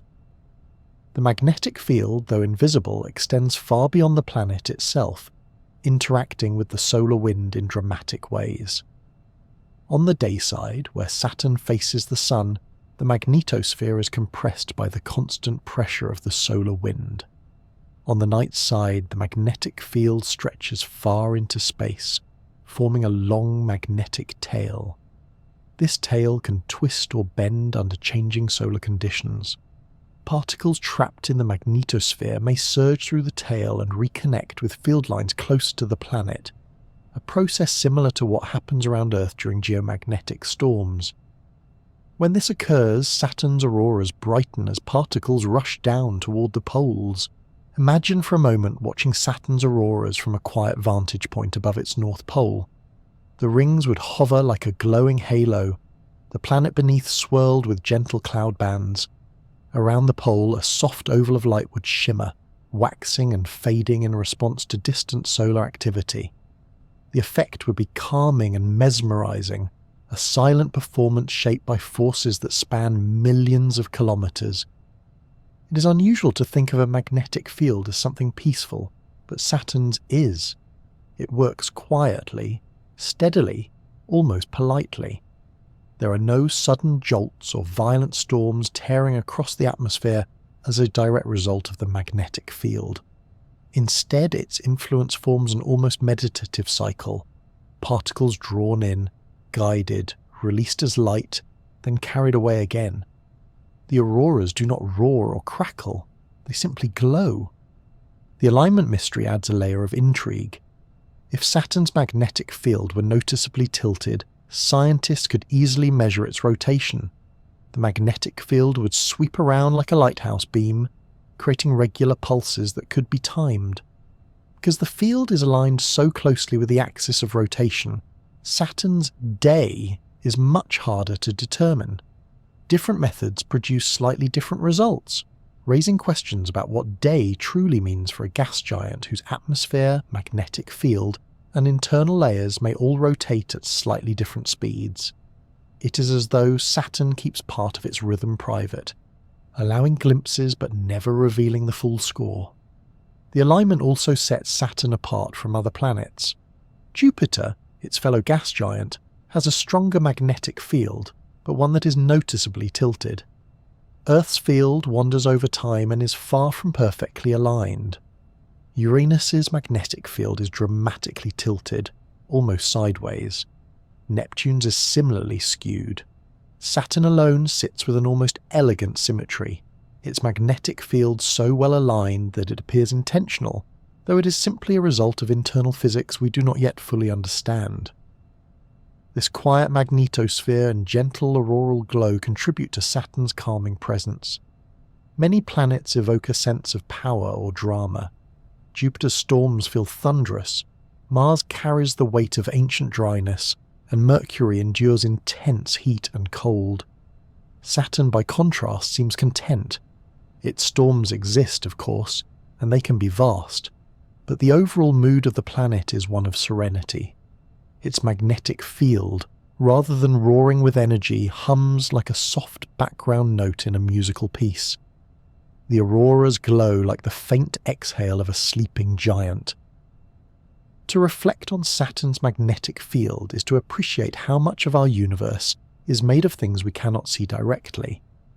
Invisible forces shape worlds, guide particles, and create displays of light so beautiful they rival any sunrise. Saturn reminds us that some of the most remarkable structures in nature do not announce themselves loudly. They work quietly, steadily, and with grace. As Saturn continues its journey around the Sun, its magnetic field remains both companion and mystery.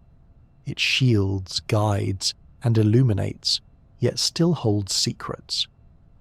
In the glow of its polar auroras, one can sense a calm conversation between Saturn and the cosmos, a dialogue carried by light shaped by magnetism and whispered across the dark. Among Saturn's many moons, one stands out as a world with a personality all its own.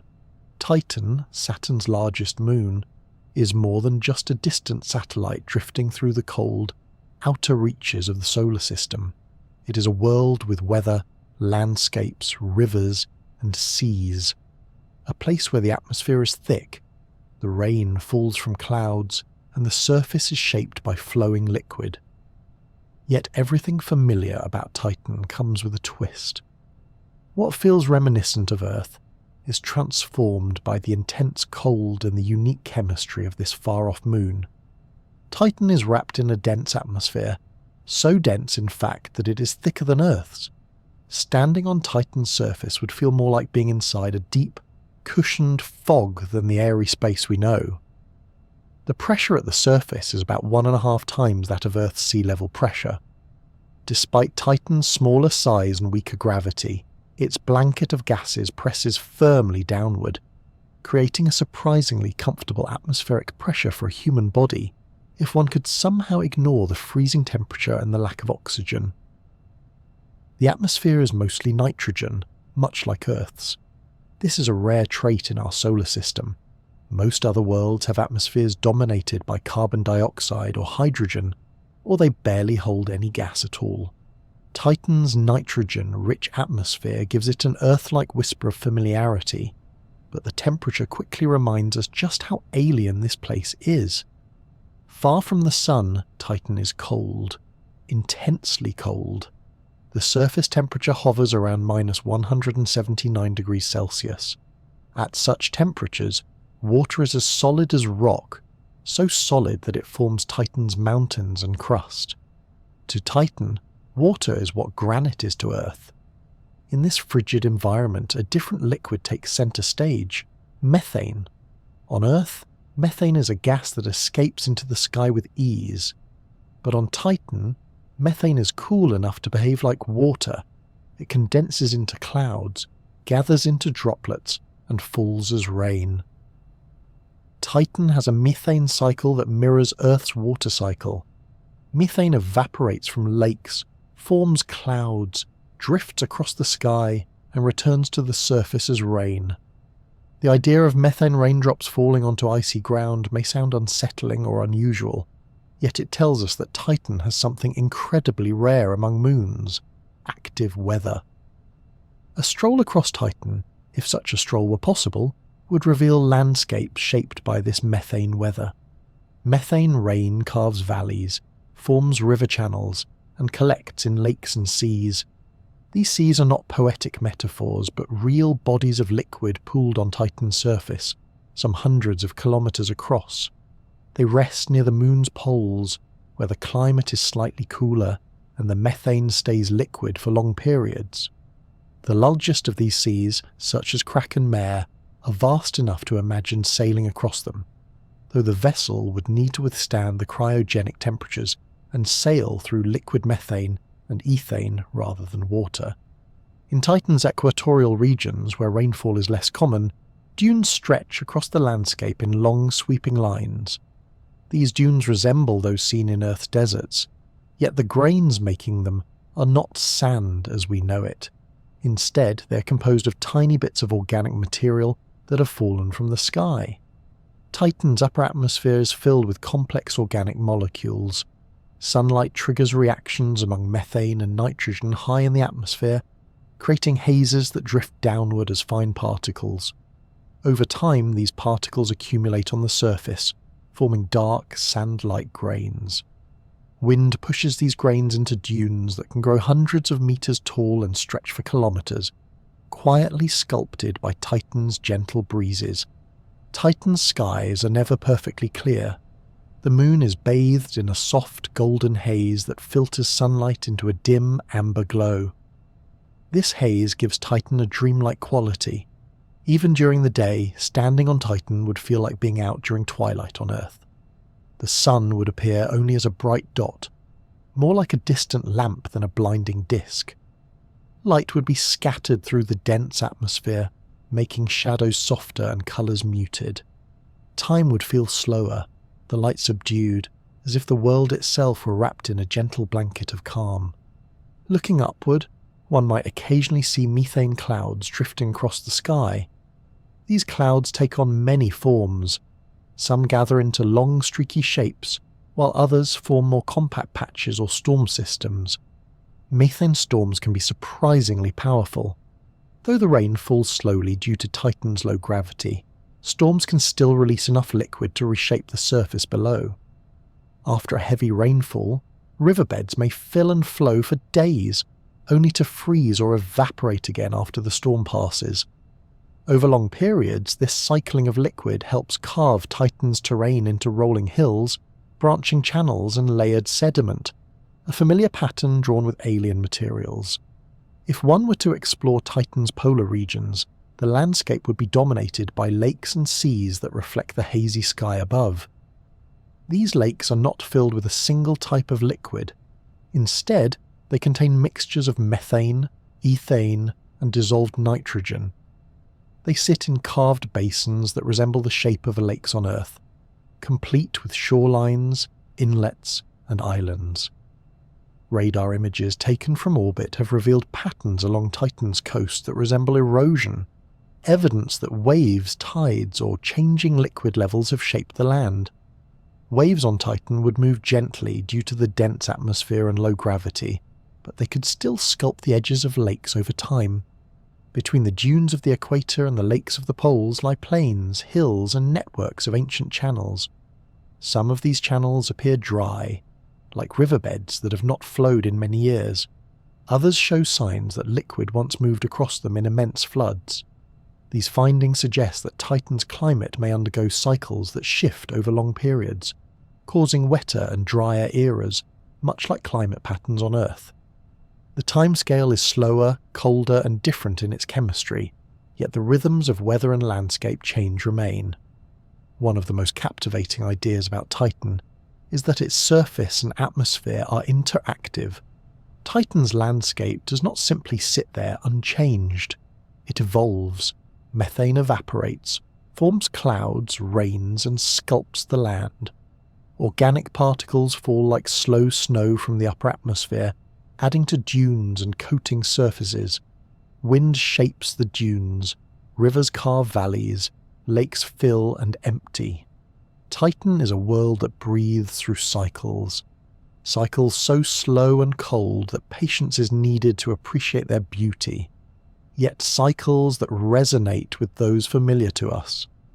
Yet as Earth-like as Titan may appear in structure, the difference in temperature shapes every detail. A lake on Titan is not a place of swimming or fishing. Its liquid would freeze your skin instantly. A raindrop would not feel refreshing, but would likely cause frostbite if it touched exposed flesh. The air, although dense, would not support human lungs. It lacks oxygen. Titan is an echo of Earth, heard through a thick frozen filter. It is a reminder that similar processes can unfold in very different environments, creating worlds that feel recognizable and alien at the same time. The crust beneath Titan's surface is made of water ice, as solid as rock. Beneath that icy crust there may even be a hidden layer of liquid water, warmed and kept stable by internal heat.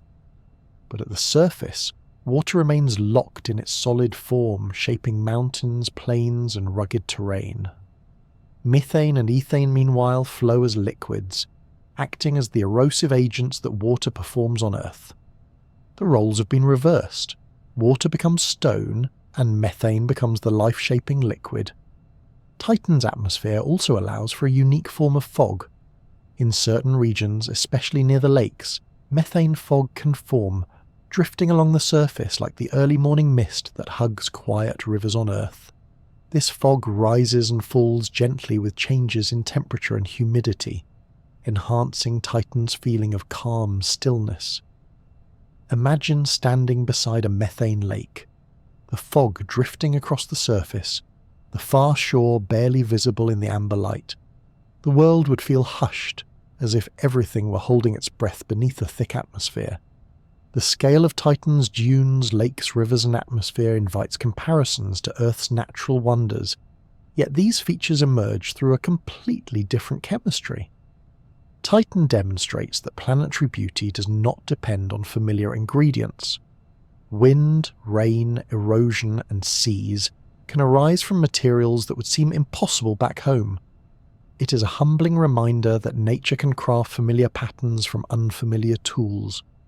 The universe does not rely on one recipe to create landscapes, it experiments. A curious traveller might find Titan peaceful, slow, and dreamlike. The thick atmosphere would make walking easier than on Earth due to lower gravity, yet each step might feel weighted by the dense air.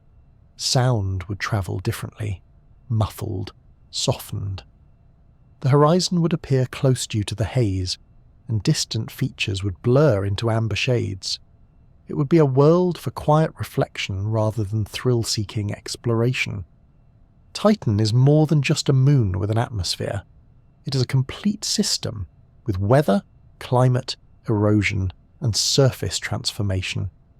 It is the only moon in the solar system with rivers and seas on its surface. It gives us a glimpse of how a world can evolve under very different conditions, and though its chemistry is alien, its behaviour is familiar. In contemplating Titan, one sees an echo of home reshaped by cold, distance, and time. A world with skies, clouds, seasons, rainfall, rivers, dunes and seas, yet made of substances that would astonish any earthbound observer. Titan stands as one of the most enchanting examples of nature's creativity in the solar system. It is both comforting and strange, both recognisable and otherworldly. Titan holds a mirror to Earth, but instead of reflecting it refracts, transforming the image into something new. A serene realm of methane rain, nitrogen skies, and landscapes sculpted in the deep cold beneath Saturn's distant light. When people wonder where life might exist beyond Earth, minds often drift toward warm, ocean-covered worlds, or planets with temperate climates and liquid water on their surfaces. Titan invites a gentler, more imaginative question. Could life arise in a place that is not warm, not watery, and not like Earth at all? Rather than echoing Earth's recipe, Titan offers a completely different laboratory, a world where chemistry takes unfamiliar paths, where the ingredients for life would need to function in the deep cold, and where the concept of habitability stretches far beyond our usual boundaries. To explore the possibility of life on Titan, it helps to begin not with Earth's expectations, but with an open mind. Life on our planet depends on liquid water. Water carries nutrients, allows chemistry to flow, and offers a stable environment for complex molecules to form. But Titan's surface is far too cold for liquid water. Instead, the liquids there are methane and ethane, hydrocarbons that behave like water does for us. They evaporate, condense into clouds, and fall as rain. Could something living find a way to use those liquids instead of water? Some scientists think it is possible. They imagine life that is not water-based, but methane-based. In the same way that fish live immersed in liquid water, one could imagine organisms on Titan living in liquid methane or ethane, if such organisms exist. The chemistry would be very different. Water is a polar liquid, meaning its molecules have slightly uneven charge, allowing it to dissolve salts and support complex biological reactions. Methane, however, is non-polar. It does not dissolve the same kinds of materials water does, and reactions occur far more slowly in the cold. Yet, different does not mean impossible. In Titan's methane lakes, a hypothetical life form would need cell membranes unlike anything on Earth. Here, the membrane would need to remain flexible in the extreme cold and function in a methane environment. Scientists have imagined a structure called an azotosome, a type of theoretical membrane built from nitrogen-rich molecules rather than fatty ones like those in Earth cells. These azotosomes, in theory, could form stable, flexible shells in liquid methane, potentially sheltering chemical processes inside. It is still just a concept, but it gives a glimpse into how life could look if it evolved under Titan's conditions, adapted not to warmth and water, but to cold and methane. While the surface is harsh and slow for chemistry, Titan hides another possibility beneath its icy crust. Beneath the solid shell of frozen water and rock-hard ice, there may be a deep subsurface ocean, not of pure water, but of water mixed with ammonia. Ammonia lowers the freezing point of water, allowing it to remain liquid at temperatures far below zero. If such an ocean exists, it may be a more familiar environment for life, at least in principle. A water ammonia ocean could provide a stable liquid environment where molecules might interact more easily than in the methane lakes at the surface. This raises an intriguing picture. Titan might offer two very different environments for life, each with its own style of chemistry. On the surface, a methane-based form of life would need to operate slowly, with reactions that unfold over long stretches of time. Deep below, in a hidden ocean, more Earth-like chemistry could perhaps take place. If both environments exist, Titan would become even more fascinating. A layered world where two alien biologies could theoretically develop separately, shaped by entirely different rules. But life, in any form, requires more than a liquid. It needs energy. On Earth, sunlight powers most ecosystems, either directly through photosynthesis or indirectly through food chains. On Titan, sunlight is faint. By the time sunlight reaches Saturn's orbit, it is weak, and Titan's thick haze blocks much of what remains. Just enough light reaches the surface to cycle methane, but not enough to support the kind of sunlight-driven biology Earth relies on.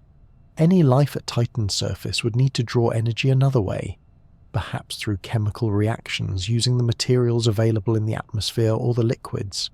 Fortunately, Titan's chemistry is rich. High in the atmosphere, sunlight and particles from space strike simple molecules like methane and nitrogen, triggering complex reactions. These reactions form heavier organic compounds, long-chain molecules and building blocks that drift downward like chemical snow.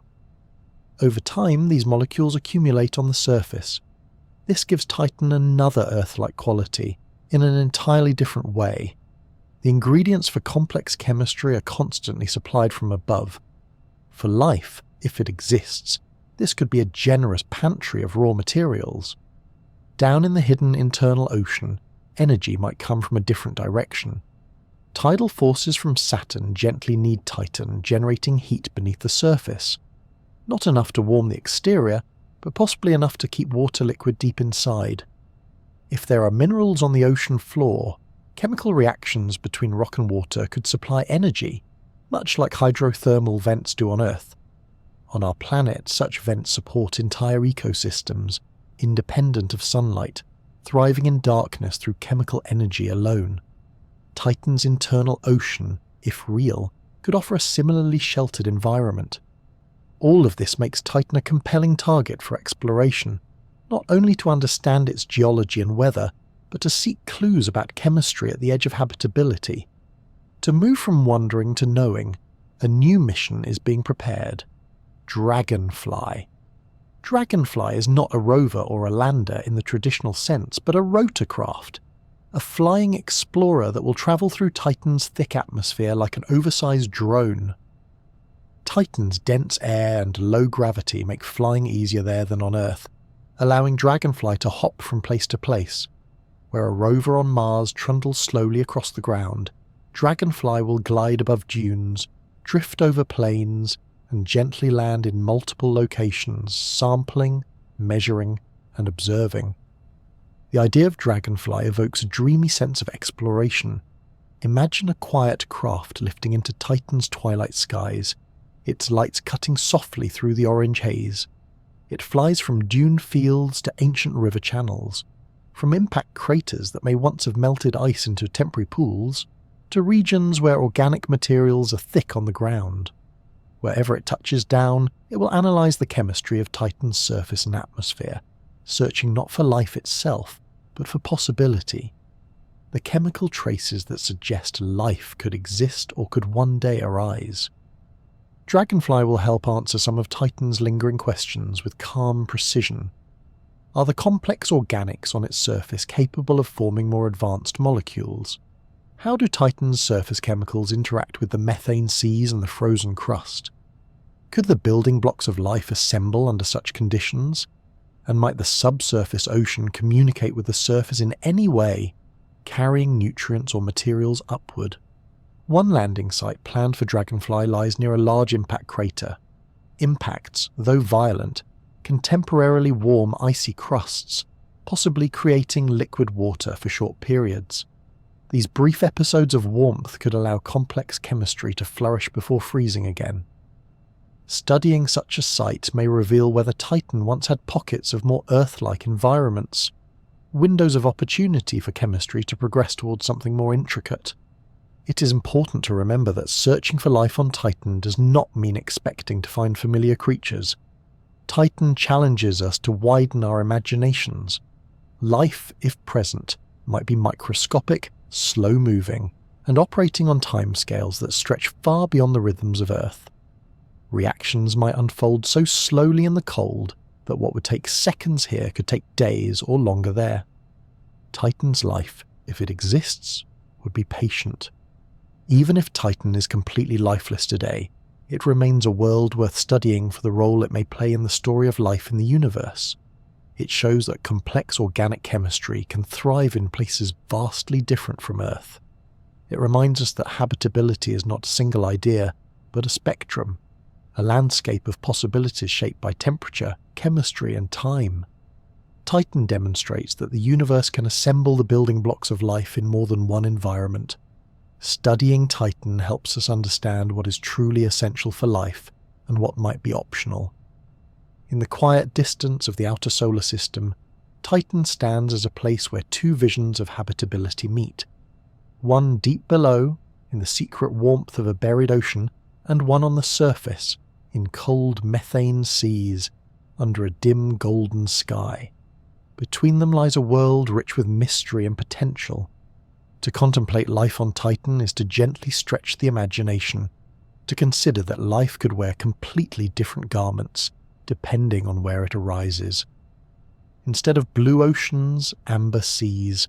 Instead of sunlight-powered plants, chemistry-driven reactions. Instead of water-filled cells, membranes shaped for methane. Titan's lesson is simple, yet profound. Life, if it exists elsewhere, may not look like us, but it might still flourish, quietly, patiently, beneath alien skies.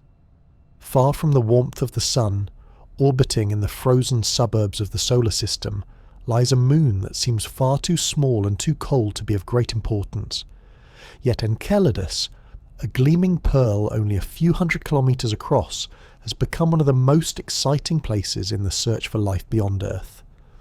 Beneath its bright, icy exterior lies a secret, a global ocean of liquid water hidden under a shell of ice. And unlike many quiet ocean worlds, Enceladus is not shy about revealing what lies within. It sends its ocean into space in great, shimmering plumes, as if proudly announcing, "There is something remarkable here." If you were drifting near Enceladus, your first impression might be of a world carved from pure ice. Its surface is dazzling white, the brightest in the solar system, reflecting sunlight as if coated in fresh, untouched snow. Cracks, ridges, and smooth plains of ice cover the surface, giving the moon a sculpted, frozen appearance. But toward the South Pole, the ice tells a different story. There, long, dark stripes stretch across the surface like tiger stripes. Fractures in the ice where something warm and active breaks through. These fractures are the source of Enceladus's plumes. The plumes are jets of water vapor, icy grains, and organic molecules shooting into space from beneath the surface. They vary in strength, sometimes billowing like geysers, sometimes quieter, but they are persistent. The idea of water erupting from a frozen moon in the cold outer solar system seems almost contradictory. Yet Enceladus has made it real. Spacecraft have flown through these plumes and tasted their contents, gathering evidence from the particles and vapor that escape from the hidden ocean below. The existence of these plumes is extraordinary for several reasons. First, they provide direct access to material from the ocean, without the need to drill through kilometers of ice. Most ocean worlds keep their water hidden beneath thick crusts guarded by miles of frozen surface. Enceladus, however, delivers samples freely into space. Second, the plumes reveal what the ocean contains. By analysing the particles, scientists have found water, salts, organic compounds, and even microscopic grains of silica, tiny clues that hint at what is happening within. Before the plumes were fully understood, scientists wondered if the water beneath Enceladus was limited to small pockets or regional pools. But multiple lines of evidence now point towards something far greater, a global ocean encircling the entire moon beneath the ice. Gravity measurements taken during spacecraft flybys have shown that the moon wobbles slightly as it orbits Saturn. This wobble would not occur if the interior were solid. Instead, it behaves like a ball containing liquid beneath its crust. The ocean appears to be tens of kilometers deep, lying below an ice shell that may vary in thickness from place to place. A global ocean alone would be enough to make Enceladus fascinating, but what truly elevates it is the likelihood of hydrothermal activity. Deep on the ocean floor, where the water meets the rocky core, there may be hydrothermal vents, places where seawater interacts with hot rock, becomes enriched with minerals, and rises back into the ocean. On Earth, such vents form oases of life. Entire ecosystems thrive around them, supported not by sunlight, but by chemical energy from the vents. Tube worms, crabs, microbes, and many other forms of life flourish in the warmth and nutrient-rich waters of Earth's ocean floor. If similar vents exist on Enceladus, they could create habitable environments powered by chemistry, independent of sunlight. The strongest hint of hydrothermal activity on Enceladus comes from the silica particles detected in the plumes. These grains are incredibly small, smaller than dust, and their composition suggests they formed in contact with hot, mineral-rich water. On Earth, similar silica forms when water interacts with rocks at temperatures of at least 90 degrees Celsius. For such conditions to exist on Enceladus, there must be heat flowing through its rocky core, warming the ocean where it touches the rock. This heat likely comes from tidal forces. Enceladus orbits Saturn in a rhythm with another moon, Dione. This relationship is known as an orbital resonance. For every 2 orbits Dione completes, Enceladus completes 1. This gravitational interaction stretches and squeezes Enceladus slightly as it moves, creating internal friction that produces heat. It is a gentle but persistent kneading of the moon's interior. Over time, this tidal heating prevents the ocean from freezing solid, and may even drive the hydrothermal processes that support complex chemistry at the ocean floor. The ocean of Enceladus is salty, another encouraging sign. Salt in the plumes confirms that the water has spent time interacting with rock, dissolving minerals. This rock-water contact is important because it provides the chemical ingredients life might need. Water alone is not enough. It must engage with minerals to create the building blocks of biological activity. Enceladus appears to have this crucial interaction. The ocean is not just a cold reservoir, it is dynamic, circulating, reacting, and carrying materials between the seafloor and the ice above. Organic molecules have also been found in the plumes, including complex carbon-based compounds. While the presence of organic chemistry does not prove life, it shows that Enceladus has many of the ingredients associated with habitability. Water, energy sources, minerals, and organics are all present, a combination that sparks scientific curiosity across the world.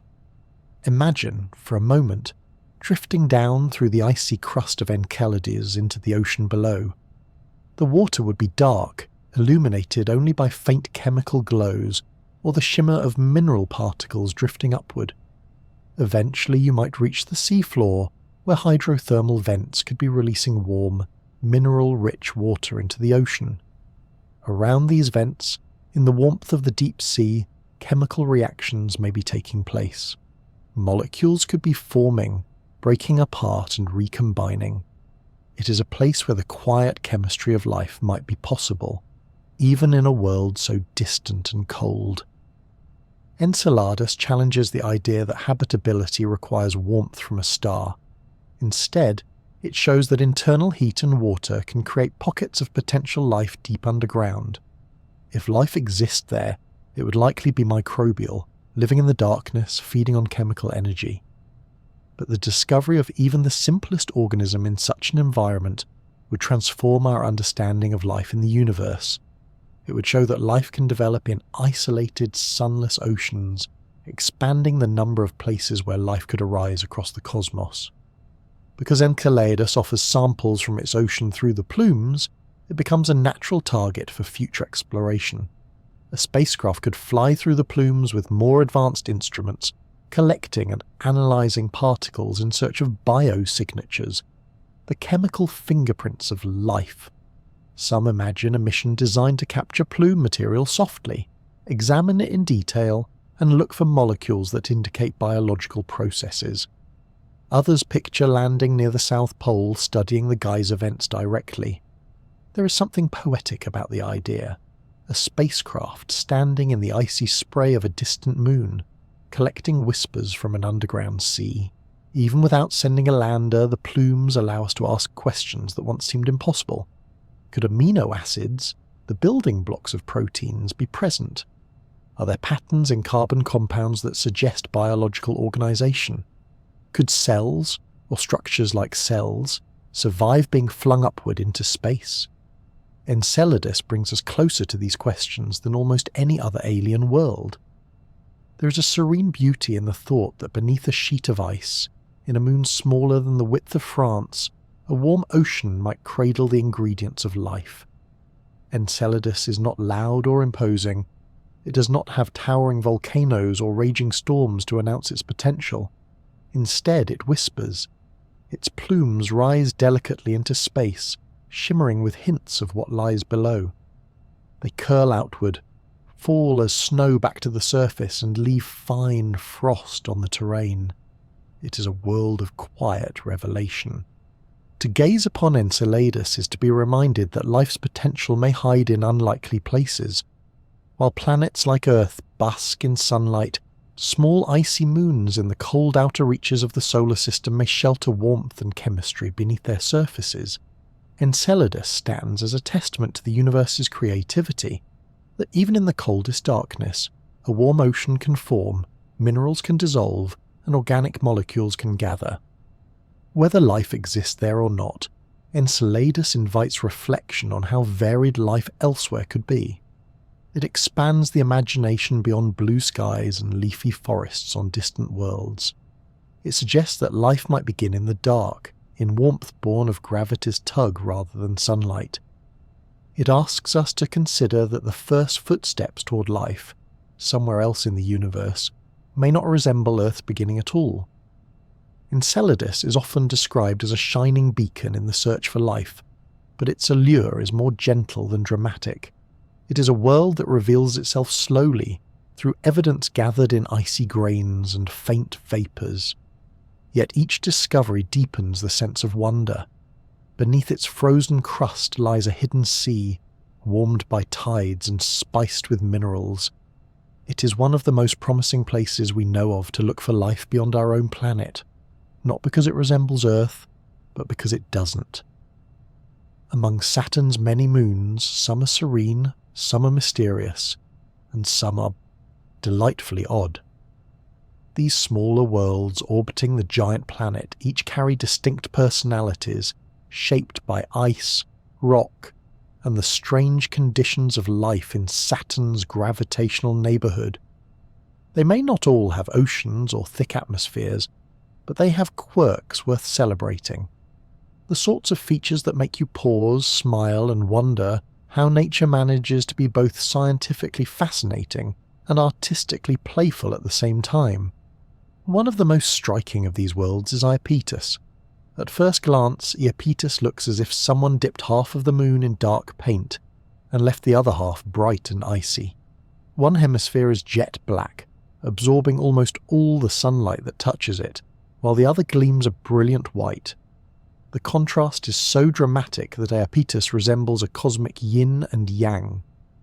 As if that were not curious enough, Iapetus also sports a tall ridge running almost perfectly along its equator.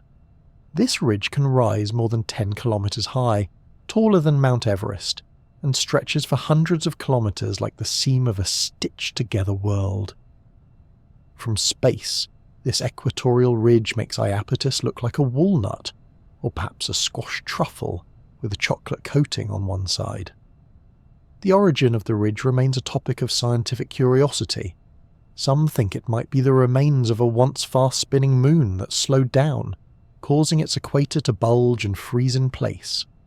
Others wonder whether Iapetus once had a small ring of debris that eventually fell onto the equator, forming a mountainous belt. The dark and bright surfaces likely result from a mixture of Iapetus's own icy chemistry and a coating of material falling onto it from elsewhere in Saturn's system. However it formed, Iapetus wears its oddities with pride, a world divided into night and day both in colour and in character. If Iapetus looks sculpted and deliberate, Hyperion seems more like an art experiment left unsupervised. This moon resembles a giant, porous sponge, pocked with deep craters that give it a texture unlike any other moon in the solar system. Land on Hyperion, hypothetically, and the ground beneath your feet would feel uneven, as though you were walking across a frozen, airy sponge. Its low density suggests that it is not solid through and through, but rather a loosely packed icy body full of voids. Its surface craters are unusually sharp-edged, as if carved into firm snow that never melts or softens with time. Hyperion's behaviour is just as unusual as its appearance. Rather than rotating smoothly like a spinning top, Hyperion tumbles chaotically through space. It does not have a consistent day or a fixed orientation. Instead, it wobbles unpredictably, its rotation influenced by nearby moons and Saturn's gravitational pull. Watching Hyperion spin is a bit like watching a tossed pebble tumble through the air, except the pebble is more than 200 kilometers across and has been tumbling for millions of years. This chaotic dance makes Hyperion a delightful curiosity, a moon that refuses to settle into a neat and predictable rhythm. Then there is Mimas, a moon that looks uncannily like a famous space station from science fiction films. Mimas bears a gigantic impact crater named Herschel, which dominates one side of its surface. The crater is so large relative to the size of the moon that it gives Mimas the appearance of a certain Death Star from cinema. The similarity is so striking that it has inspired countless comparisons. But while its appearance may prompt a smile, the crater itself is a dramatic reminder of how powerful impacts can be in shaping worlds. If the impact that created Herschel had been much stronger, it might have shattered Mimas entirely. Despite its modest size and quiet appearance, Mimas plays a subtle role in orchestrating the dynamics of Saturn's rings and other moons. Its gravitational tug influences the orbits of nearby particles and moons, shaping certain patterns and gaps. Although the details of these resonant interactions sit among deeper scientific discussions, Mimas's presence in Saturn's orbital ballet shows that even small moons can leave big imprints on the system around them. Beyond these headline-grabbing moons, Saturn's system is filled with smaller companions that each contribute something quirky to the family. Take Pan, for example. Pan orbits within one of Saturn's rings and clears a path through it, leaving a gap known as the Enki gap. What makes Pan charming is its shape. It looks a little like a dumpling or ravioli, thanks to a ridge of ring material collected around its equator. As Pan orbits, it gently shepherds the ring particles, creating a well-defined space around itself, as if keeping its own personal celestial moat. Another small moon, Atlas, shares a similar dumpling-like appearance. These moons seem to wear little icy skirts around their middles, grown from the material they sweep up over time. Their shapes are a lovely example of how gravity and motion mould small bodies in unexpected ways. Then there is Prometheus, a tiny moon that interacts with Saturn's narrow F-ring.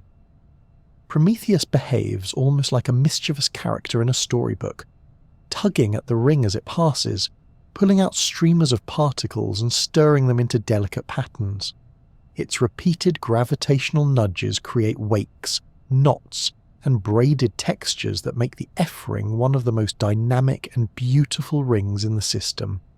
If Saturn's moons were characters at a gathering, Prometheus would be the playful guest who cannot resist gently rearranging the table decorations. Janus and Epimetheus deserve a mention too, for they perform a celestial dance unlike anything else in the solar system.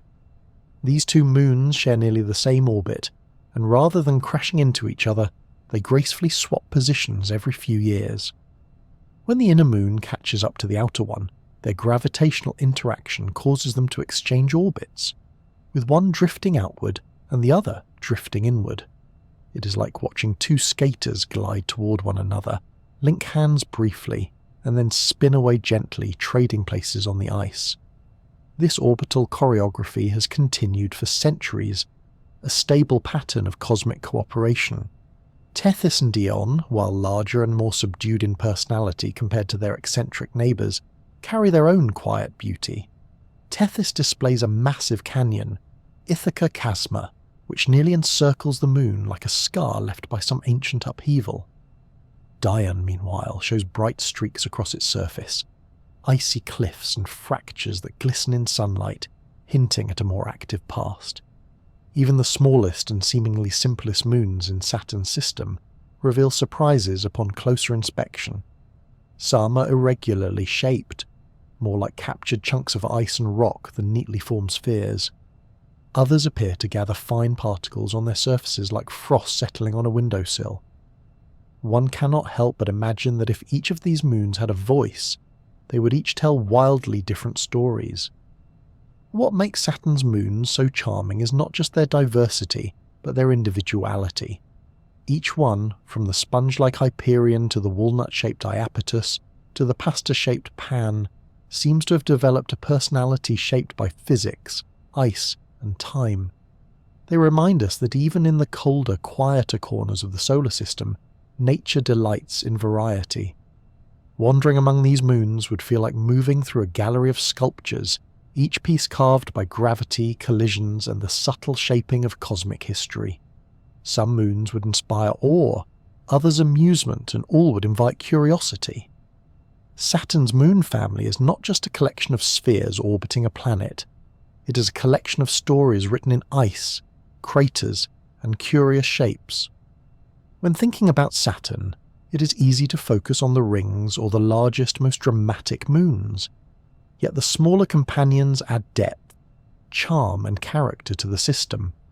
They turn Saturn's realm into a vibrant neighbourhood with quiet giants, eccentric oddballs, orderly dancers, and playful troublemakers. Together, they show that the universe has a sense of creativity, perhaps even a sense of humour, when shaping worlds. Across the darkness between planets, long before the first close-up image was taken or the first whisper of Saturn's atmosphere was heard, a quiet traveller set out on a journey of patience and curiosity. This traveller was the Cassini spacecraft, a robotic explorer built not for speed but for careful watching, listening, and learning. Its destination was the ringed giant, Saturn, and its mission was to spend years in the planet's company, orbiting, observing, and gently revealing the secrets of a world wrapped in beauty and mystery. Cassini did not travel alone in its early stages. It carried with it a small lander named Huygens, destined for one of Saturn's moons. Together they formed a partnership between two space agencies working across oceans on Earth, united by a desire to learn about a distant planet. Launched in the late 1990s, Cassini began a long cruise through the solar system, making clever use of planetary flybys to build up speed. It passed by Venus, then Earth, and then Jupiter, borrowing a little energy from each world's gravity. These flybys acted like gentle pushes, nudging the spacecraft further until, after nearly 7 years of travel, Cassini approached the realm of Saturn. Reaching Saturn was not an end, but a beginning. As Cassini slowed and allowed itself to be captured by Saturn's gravity, it began the first of what would become hundreds of orbits. Saturn's rings shone below, and moons drifted like lanterns in the dark. Cassini entered this new neighbourhood quietly, like a respectful guest arriving at a grand estate, aware of its role, not to disturb, but to observe. Cassini was equipped with a suite of scientific instruments, but rather than listing them as complex devices, it is easier to think of them as the senses of an artificial explorer. It had eyes, cameras that could see in different types of light, allowing it to capture images not only of what human eyes would see, but also of hidden details revealed in infrared and ultraviolet. It could listen, detecting radio waves, plasma waves, and the faint rumbles of magnetic activity. It could smell, in a sense, by analysing gases and particles. It could feel the tug of gravity from moons and rings, sensing the invisible pull that shapes the system. And it could reach out gently, tasting tiny grains of ice and dust that drifted in space. Each orbit brought Cassini to a new viewpoint. Sometimes it flew high above Saturn's poles, looking down on swirling clouds. Other times it skimmed close to the ring plane, weaving a path that revealed how surprisingly thin the rings are. It visited moon after moon, becoming familiar with their surfaces, their compositions, and their character. In time, Cassini came to know Saturn better than any spacecraft had ever known another planet besides Earth. One of Cassini's early achievements was delivering the Huygens lander to the surface of Titan. After separating from Cassini, Huygens drifted down through Titan's thick atmosphere under parachutes, sending back images and measurements as it descended. The landing took place in early 2005, marking the first, and so far, only landing in the outer solar system. As Huygens touched the surface, it revealed a landscape shaped by liquids and weather, a tantalizing glimpse into a world both alien and familiar. Cassini continued to fly overhead, serving as a relay, listening to the lander's final whispers before they faded. While Huygens rested on Titan's surface, Cassini began what could be described as a grand tour of Saturn's moons. It glided past icy Dione and bright Tethys, gazed at the mysterious dark and light surface of Iapetus, and skimmed near the sponge-like form of Hyperion. Each encounter was like turning a new page in a beautifully illustrated book. Cassini did not rush. Its observations were deliberate, allowing patterns and changes to unfold over time. Cassini's cameras captured Saturn's atmosphere in serene detail, bands of clouds, storms that lasted for years, and the calm pastel hues of a gas giant seen up close. From time to time, Cassini watched storms awaken, twist, and fade. It saw subtle changes as the season shifted, shadows moved across the rings, and sunlight illuminated the planet from new angles. Saturn, which might seem unchanging from afar, revealed itself as a world of slow but graceful transformation. The rings, too, came alive under Cassini's gaze. The spacecraft studied the intricate belts of ice and dust, the waves and patterns carved by tiny moons, and the delicate spokes that sometimes appeared across the rings like faint brush strokes. Cassini's eyes could resolve details far finer than any telescope on Earth, revealing that the rings were not static but dynamic, shifting, rippling, and responding to the movements of moons both large and small. Beyond the rings, Cassini's senses detected the behaviour of Saturn's magnetic field. The magnetic environment of Saturn, though quiet compared to Jupiter's, was still a place of flowing charged particles and delicate aurorae dancing around the poles. Cassini listened to the magnetic breath of the planet, tracking how it shifted with the solar wind. It noticed something curious. Saturn's rotation rate was difficult to pin down because the magnetic field seemed almost perfectly aligned with the planet's spin axis. This subtle mystery gave scientists something to ponder, a puzzle wrapped in the calm of Saturn's magnetic environment. As the years continued, Cassini revealed surprises that reshaped our understanding of the Saturn system. It caught sight of geyser-like plumes on a small, icy moon, a discovery that hinted at something remarkable beneath the surface.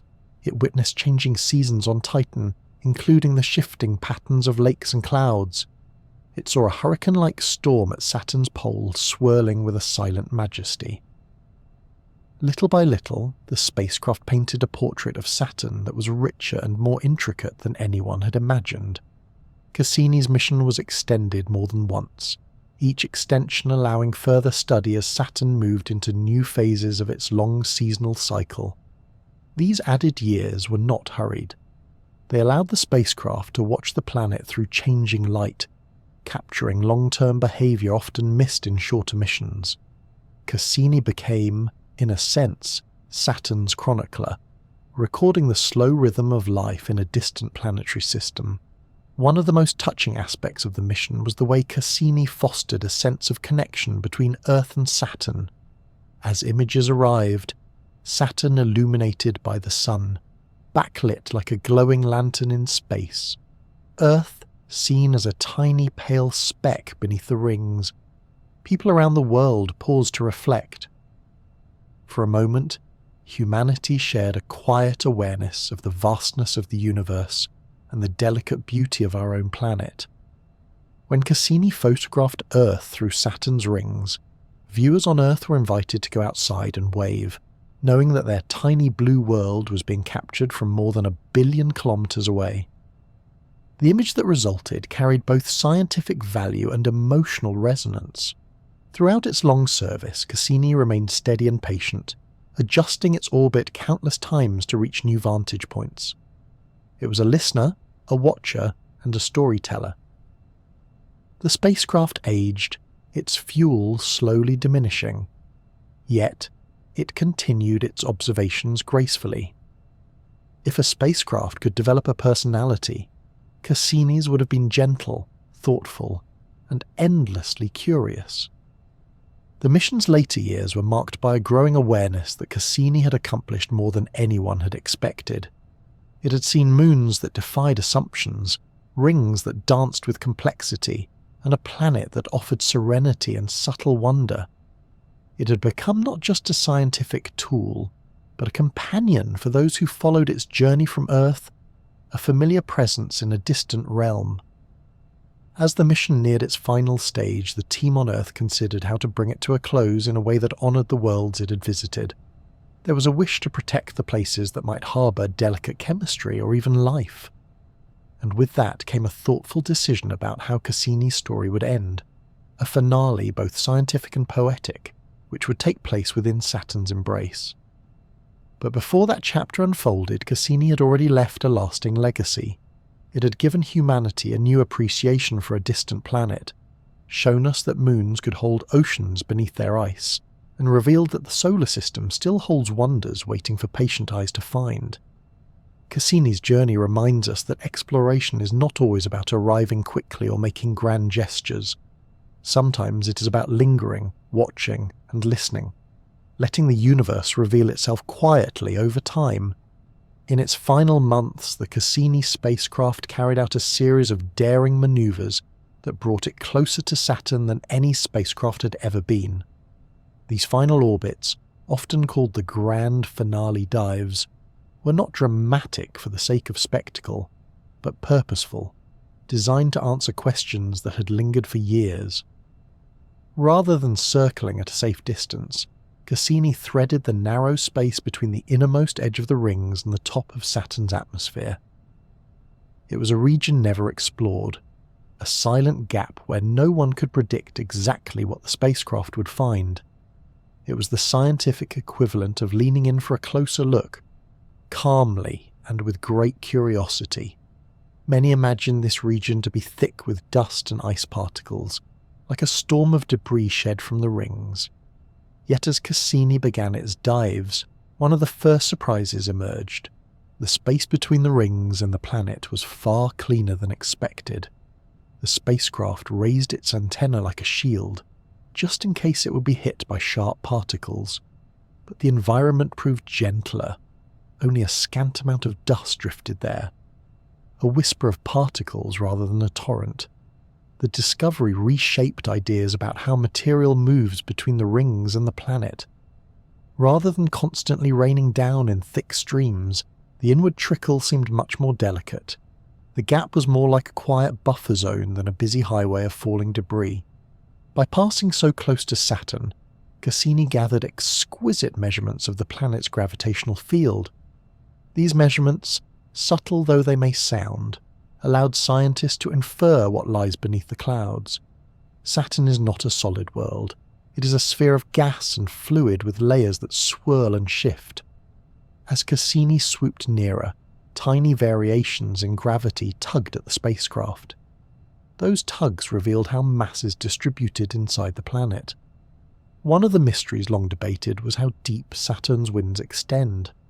The graceful bands seen from above, beige, gold and cream, flow at high speed, but no one knew whether those winds were only skin deep or reached deeper into the interior. The gravitational data revealed that Saturn's atmospheric winds run surprisingly far below the visible cloud tops, sinking thousands of kilometers into the planet. This indicated that Saturn's weather is not merely a surface feature, but part of a vast system that reaches deep into the interior, entwined with the planet's internal circulation. It was as if the elegant stripes seen from space were the surface expression of a hidden ocean of gas flowing beneath. These dives also helped refine the measurement of Saturn's magnetic field. Saturn's magnetic field has long puzzled scientists because, unlike most planets, it appears almost perfectly aligned with its rotation. Normally, magnetic fields are tilted slightly, which allows them to pulse or sweep like a lighthouse beam. Saturn's near-perfect alignment makes it difficult to determine how fast the planet rotates, because there is no magnetic lighthouse effect to track. The grand finale orbits offered the best opportunity to listen closely to the magnetic field and study it from multiple angles.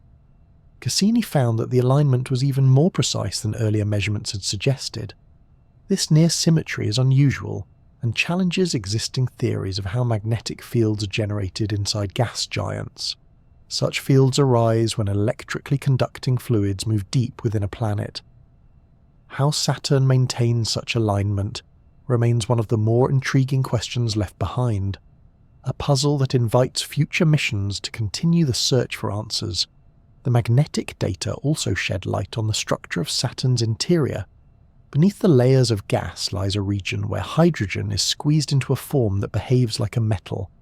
This metallic hydrogen is thought to generate the magnetic field as it swirls and conducts electricity. Cassini's measurements helped refine models of where this metallic layer begins and how large it might be. It offered a more detailed sense of the boundaries between Saturn's layers, turning broad guesses into clearer sketches. Perhaps one of the most anticipated goals of the grand finale was to refine the estimated mass of Saturn's rings. For years, scientists debated whether the rings were ancient, forming alongside Saturn billions of years ago, or relatively young, perhaps forming during the age of dinosaurs on Earth. To estimate their age, it helps to know how much material they contain. The more massive the rings, the longer they could have survived the processes that darken and erode them. The lighter the rings, the more likely they are to be recent. The grand finale dives allowed Cassini to measure how much the rings tugged on the spacecraft gravitationally. By comparing this pull with Saturn's gravity alone, the mass of the rings could be teased apart. The findings suggested that the rings are lighter than many earlier estimates. This gently supported the idea that the rings may be younger than Saturn itself, perhaps no more than a few 100 million years old. While still ancient from a human standpoint, they might be relatively recent additions to the planet, younger than many species of dinosaurs that once walked the Earth. If so, Saturn spent much of its existence without the spectacular adornment for which it is now famous. These measurements also revealed how material from the rings slowly rains onto Saturn. Though the gap region was surprisingly clean, a slow drizzle of material still falls inward. This ring rain contains water, organic compounds, and grains that tumble into the planet's atmosphere.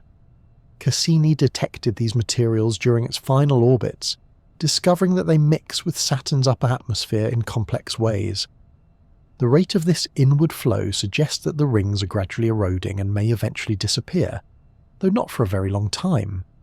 The rings, so elegant and iconic, are not permanent fixtures. They are part of a cycle, forming, evolving, and slowly fading. Cassini also took the opportunity to sample Saturn's upper atmosphere directly for the first time. As it skimmed the cloud tops, instruments measured the composition of the gases. The air there was not uniform, but layered and mixed with the ring material drifting downward. Molecules formed in the rings could survive long enough to blend into Saturn's atmosphere, adding a subtle chemical signature from above. This discovery connected the rings and atmosphere more intimately than previously understood, revealing them as interacting parts of a single system rather than separate realms. Another valuable insight from the grand finale was the improved understanding of Saturn's interior rotation rate. Gas giants do not have solid surfaces, making it difficult to determine how fast they spin. Clouds at different altitudes rotate at slightly different speeds. Magnetic measurements previously used to estimate the planet's rotation had uncertainty due to the alignment issue. By combining magnetic and gravity data, scientists narrowed the rotation period more precisely than ever before. Saturn's true day became better defined, giving a clearer sense of the rhythm of the planet's deep interior. Throughout the grand finale, the spacecraft executed each dive with composure. With every sweep between the rings and the cloud tops, it gathered new data, refining measurements that had remained uncertain for decades. The region that once felt like a boundary, the space between Saturn and its rings, became, at last, a place of knowledge rather than speculation. As the end of the mission approached, one final decision awaited: how to conclude Cassini's journey in a way that protected the moons that might harbour delicate organic chemistry. Rather than risk an uncontrolled drift that could someday cause the spacecraft to collide with a moon that might support life, Cassini was guided gently into Saturn's atmosphere. This choice was not an act of destruction, but of care. By entering the atmosphere, the spacecraft ensured that no Earth microbes could ever contaminate the environments of moons like Enceladus or Titan. During this final descent, Cassini continued to send data until the last moment. Even as the atmosphere thickened around it, it used its remaining strength to transmit what it could: atmospheric composition, density, and temperature. It transformed its farewell into one last gift of knowledge. Eventually, the spacecraft reached a point where it could no longer maintain contact. Its signal faded, becoming silent as it joined the gases of Saturn's sky. The grand finale was not a dramatic cliffhanger, but a calm, purposeful conclusion to a mission built on patience and curiosity. It offered clarity where once there had been uncertainty. It revealed the hidden space between the rings and the planet, refined our understanding of Saturn's interior and magnetic field, and deepened the story of the rings, their age, their mass, and their eventual fate. These final discoveries remind us that exploration does not always require bold leaps or loud breakthroughs. Sometimes, the most profound understanding comes from quietly leaning closer, listening a little more carefully, and letting a planet reveal itself in its own time. Cassini's final dives embodied that spirit, a closing chapter written with grace, precision, and respect for the worlds left behind. Saturn's rings are often imagined as timeless, a permanent gleaming halo that has encircled the planet since the dawn of the solar system. Viewed from Earth, or through the eyes of spacecraft, they give the impression of something ancient, serene, and unchanging. Yet the more closely these delicate bands of ice have been studied, the more they reveal a different story, one that's still unfolding, still uncertain, and filled with quiet transformation. The rings, beautiful as they are, appear to be temporary. They are not frozen in time, but shifting, aging, and slowly drifting toward a future that may look very different from the iconic view we know today. Determining the age of Saturn's rings has become one of the most intriguing puzzles in planetary science. Some lines of evidence suggest the rings could be relatively young on cosmic timescales, perhaps only a few 100 million years old.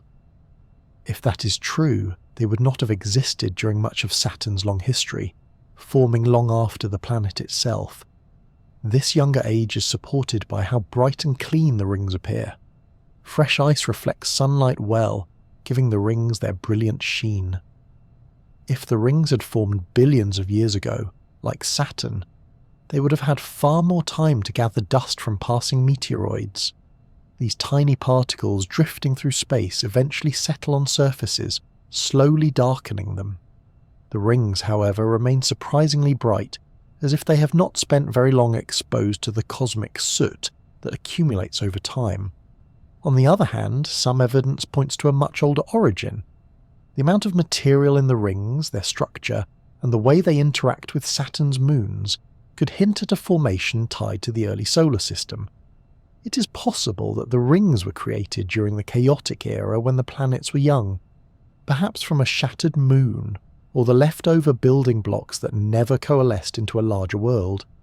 If that is the case, the rings might have endured for billions of years, slowly evolving into the form we see today. To add to the complexity, some scientists suspect the rings may have formed long ago, but were partially refreshed by later events, receiving new icy material that brightened them like a fresh snowfall over an old landscape. The truth may lie somewhere between these ideas, or it may involve a story not yet imagined. Planetary science often advances in gentle steps, and the rings continue to offer slow, subtle hints rather than clear declarations. Saturn, it seems, is not ready to reveal the full story of when its rings were born. While the age of the rings remains gently debated, one thing is now clear: the rings are losing material. This process is sometimes called ring rain, a poetic term that captures both the elegance and inevitability of what is happening.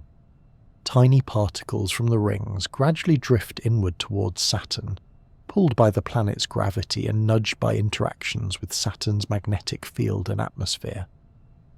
These particles fall through the space between the rings and the cloud tops, eventually dissolving into the upper layers of Saturn's atmosphere. Cassini's grand finale orbits provided the most intimate glimpses of this process.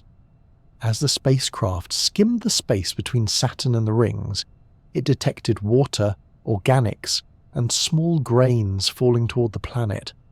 The rain is not heavy or dramatic. It is more like a constant quiet drizzle. But over unimaginably long spans of time, even a drizzle can reshape a world. Saturn's atmosphere absorbs this material, altering its chemistry in subtle ways. The rings, meanwhile, slowly thin as they shed mass. The rings are also gradually darkening. This is not due to age alone, but to the steady accumulation of dark dust that arrives from beyond Saturn's system. Micrometeoroids, tiny fragments of rock and debris, travel through space and occasionally collide with the rings.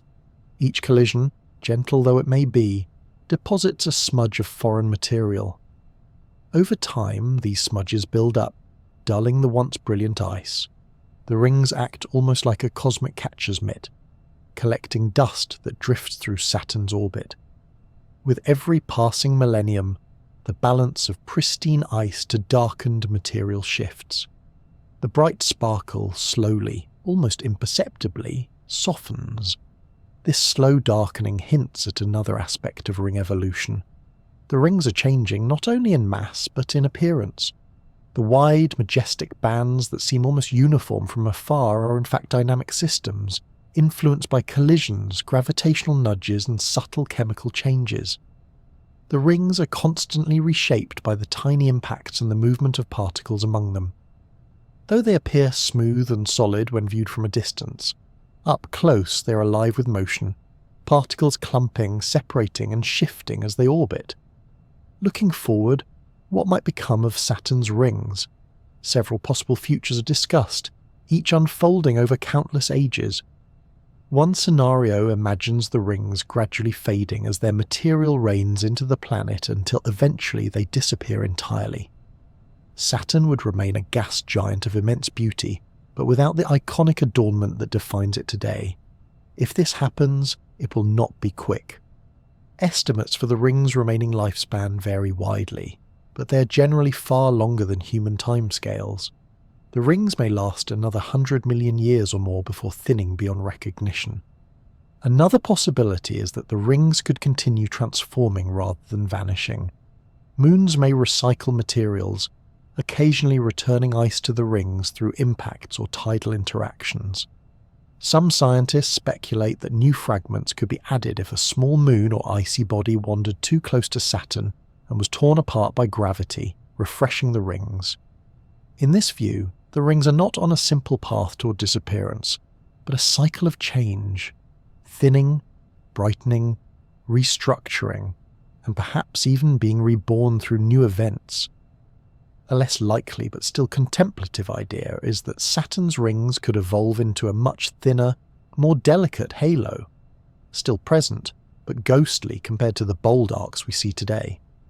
If dust continues to darken them, and material continues to fall inward, the rings might eventually resemble the faint rings of Jupiter or Uranus. In this scenario, Saturn would still wear rings, but they would be subtle, almost whisper-like, visible mostly through telescopes or to spacecraft passing nearby. It is worth remembering that, on cosmic timescales, change is natural. Ring systems around gas giants may come and go. Saturn might be in a relatively bright and beautiful phase of that cycle right now, perhaps one that humans are fortunate enough to witness. For those who admire Saturn from afar, the idea that the rings may not be forever can evoke a gentle melancholy. Yet this impermanence adds to their beauty. Just as a sunset is more precious for its fleeting nature, the rings become more wondrous knowing they are part of a moment in time. They remind us that even among the stars nothing stands still. There is also quiet comfort in the timescales involved. The rings are not slipping away within our lifetime, nor within the lifetime of our civilization. If they do fade, it will be slowly, over spans so long that the night sky will change only with the passage of epochs. By the time Saturn's rings appear noticeably different, Earth itself will likely have transformed in ways none can foresee. For now, the rings remain spectacular. They continue to catch sunlight and cast sweeping shadows across Saturn's cloud tops. They continue to dazzle telescopes, inspire wonder, and invite dreaming. Even as they evolve, shedding particles, collecting dust, shifting and thinning, they maintain their elegance. Saturn's rings are part of a story written in ice, gravity and time. Their origin is still debated, their present is dynamic, and their future is filled with possibilities. Whether they fade, transform, or someday return renewed, the rings show that beauty in the universe is often temporary, and that is what makes it meaningful. To gaze upon Saturn's rings is to witness a moment in cosmic history. They are here now, bright and glorious, gifting us their splendour. And perhaps the most fitting way to appreciate them is simply to marvel, knowing that, like all things shaped by time, they are a luminous chapter in an ever-changing universe. When you picture Saturn and its moons, it is easy to imagine them as a perfectly balanced mobile hanging in space, each moon fixed in its orbit, circling forever without change. The truth is gentler, more dynamic, and far more poetic. Saturn's system is not a static sculpture, but a slow, celestial dance, one that evolves over time. The moons shift their positions, the planet tilts its axis, and subtle exchanges of energy quietly reshape the system over millions of years. Everything is moving slowly and gracefully to a rhythm set by gravity. One of the most intriguing features of Saturn's system is that its moons are gradually drifting away from the planet. This may sound surprising, as one might expect Saturn's strong gravity to keep them tightly bound. Yet a similar process is happening with our own moon, which is also inching away from Earth. The cause lies in tides, not tides in the sense of waves on a beach, but the stretching and flexing that occur when gravity acts on a body. Saturn's gravity pulls on its moons, and the moons tug back, raising tidal bulges in Saturn's fluid interior.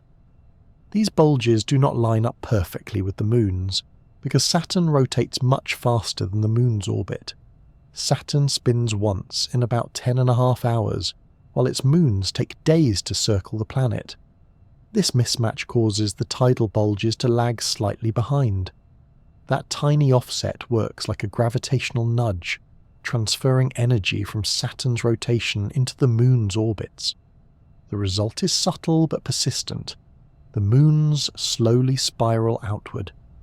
This outward migration is incredibly slow, far slower than the growth of mountains or the drifting of continents on Earth.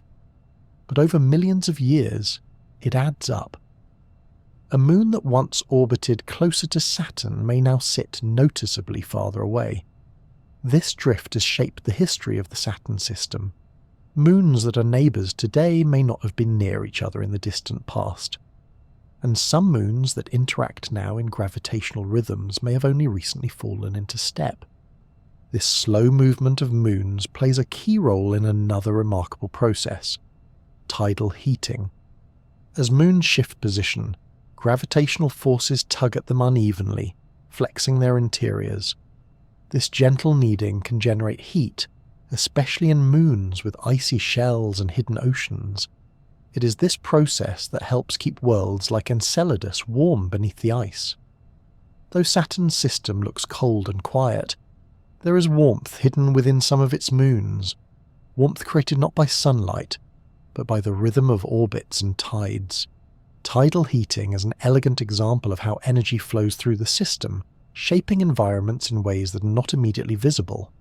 On moons with oceans beneath ice, that warmth prevents the water from freezing solid. It may also drive circulation in those oceans, stirring minerals and nutrients.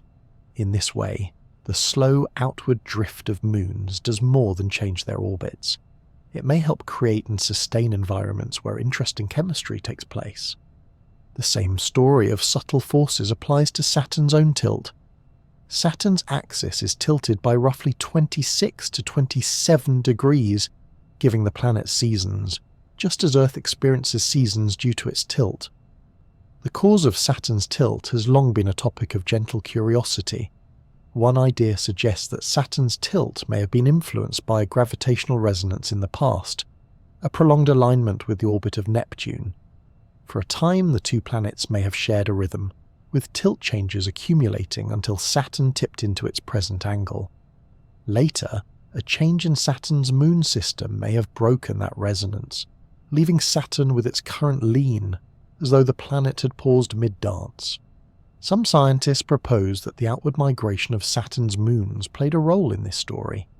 As the moons moved, the distribution of the mass in the Saturn system shifted. This may have gradually altered the planet's orientation, nudging it toward its present tilt.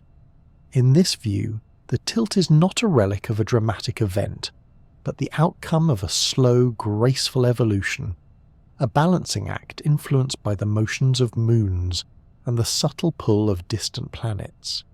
If Saturn's tilt indeed changed over time, then its seasons would have too. The changing angle of sunlight over Saturn's long year would have shifted patterns of illumination across its clouds and rings. This highlights another quiet truth. Even the most majestic features in Saturn's system are not constant. The dance continues step by step, guided by gravity's patient hand. This slow reshaping of the Saturn system can also be seen in the rhythmic interactions between moons. Some moons fall into orbital patterns known as resonances, where their orbits line up in repeating ratios. These patterns can amplify tidal effects, influence migration rates, or even stir the surfaces of the moons themselves. Over millions of years, moons may drift into such resonances or drift out of them. When they interact, gentle chaos can follow. A nudge here, a shift there, and new patterns emerge. The system rearranges itself, maintaining harmony through change. Picture the Saturn system as a great cosmic ballroom. Saturn spins at the centre, the rings encircling it like a flowing gown, and the moons dance at various distances. Some glide in smooth, predictable loops. Others move in steps that occasionally sync with a partner, causing both to change pace. Over long stretches of time, dance partners are exchanged, new rhythms arise, and the choreography evolves. There is no final pose, No still moment where everything freezes. The dance continues, soft and ceaseless. Even Saturn's rings may be part of this evolving dance. If their material is slowly drifting inward, perhaps their structure will change, and perhaps moons will continue to interact with them in ways that alter their shape. Some rings may thin, others may shift, and small moons embedded within them may sculpt new patterns as they orbit. Nothing is fixed. The beauty lies in the motion. Thinking about these slow migrations can evoke a sense of serenity. The changes are gentle and patient, unfolding over spans so long that entire species rise and fall on Earth, while moons shift by only slight degrees. There is no rush, no urgency, only the passing of time marked by orbits and tides. It is a reminder that the universe moves at many speeds, some swift, some unhurried, and some almost impossibly slow. This gradual evolution of Saturn's system has shaped the conditions we see today. It has contributed to the presence of warm oceans under icy shells. It may have shifted the tilt of the planet, giving rise to seasons that cast ring shadows across its atmosphere. It has arranged moons into patterns and then gently dissolved those patterns as time moved on. And in the distant future, the system will look different again, reorganized by the same forces still at work now. To reflect on Saturn's tides, tilts, and slow migration is to imagine the universe not as static, but as alive with motion, even when that motion is too slow for any one generation to witness. It offers a calming perspective. Change can be quiet, gradual, and harmonious. Saturn's realm is a dance of balance and adjustment, a cosmic waltz guided by gravity, spun out across the ages. In this soft and ever-shifting ballet, there is comfort. Nothing sharp, nothing sudden, only the graceful passing of time as moons drift outward. Warmth flows beneath ice, and Saturn leans gently in space, continuing its timeless rotation beneath the glow of the distant sun. There is something delightfully contradictory about Saturn. It is a planet that seems, at first glance, as though it should not work. It is enormous, yet unexpectedly light. It is wrapped in the most fragile rings in the solar system, yet those rings have survived long enough to inspire generations of skygazers. It is a place of fierce winds and storms, yet its appearance is calm, muted, almost dreamy.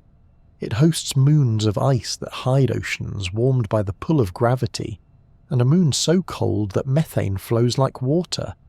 And yet somehow these unlikely worlds remain stable enough to persist. Saturn appears to be a paradox stitched together.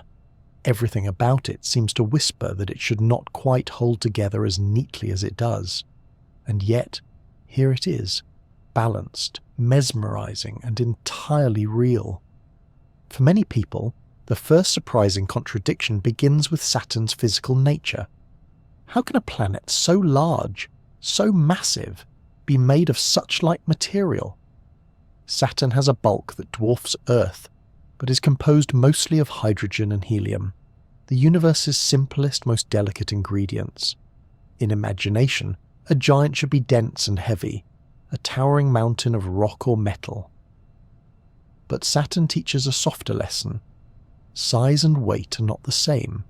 It is possible to be immense and yet light, powerful and yet gentle.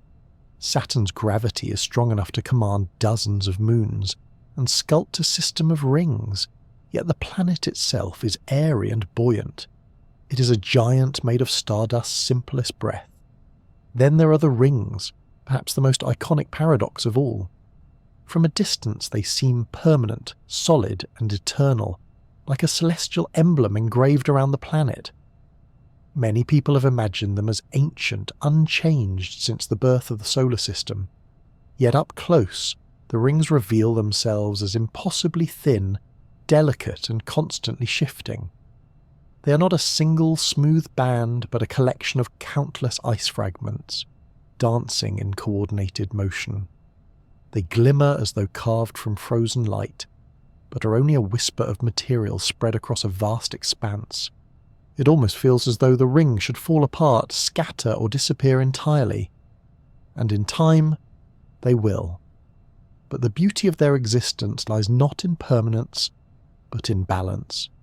They persist because motion and gravity hold them in harmony, a fleeting masterpiece maintained not through strength, but through equilibrium. They are a reminder that fragility does not prevent endurance. Sometimes it enables it. Saturn's atmosphere carries the same quiet contrast. Its soft pastel stripes give the impression of stillness, as though brushed on by a calm painter. Yet beneath that serene appearance swirl winds that race faster than almost any winds found on Earth.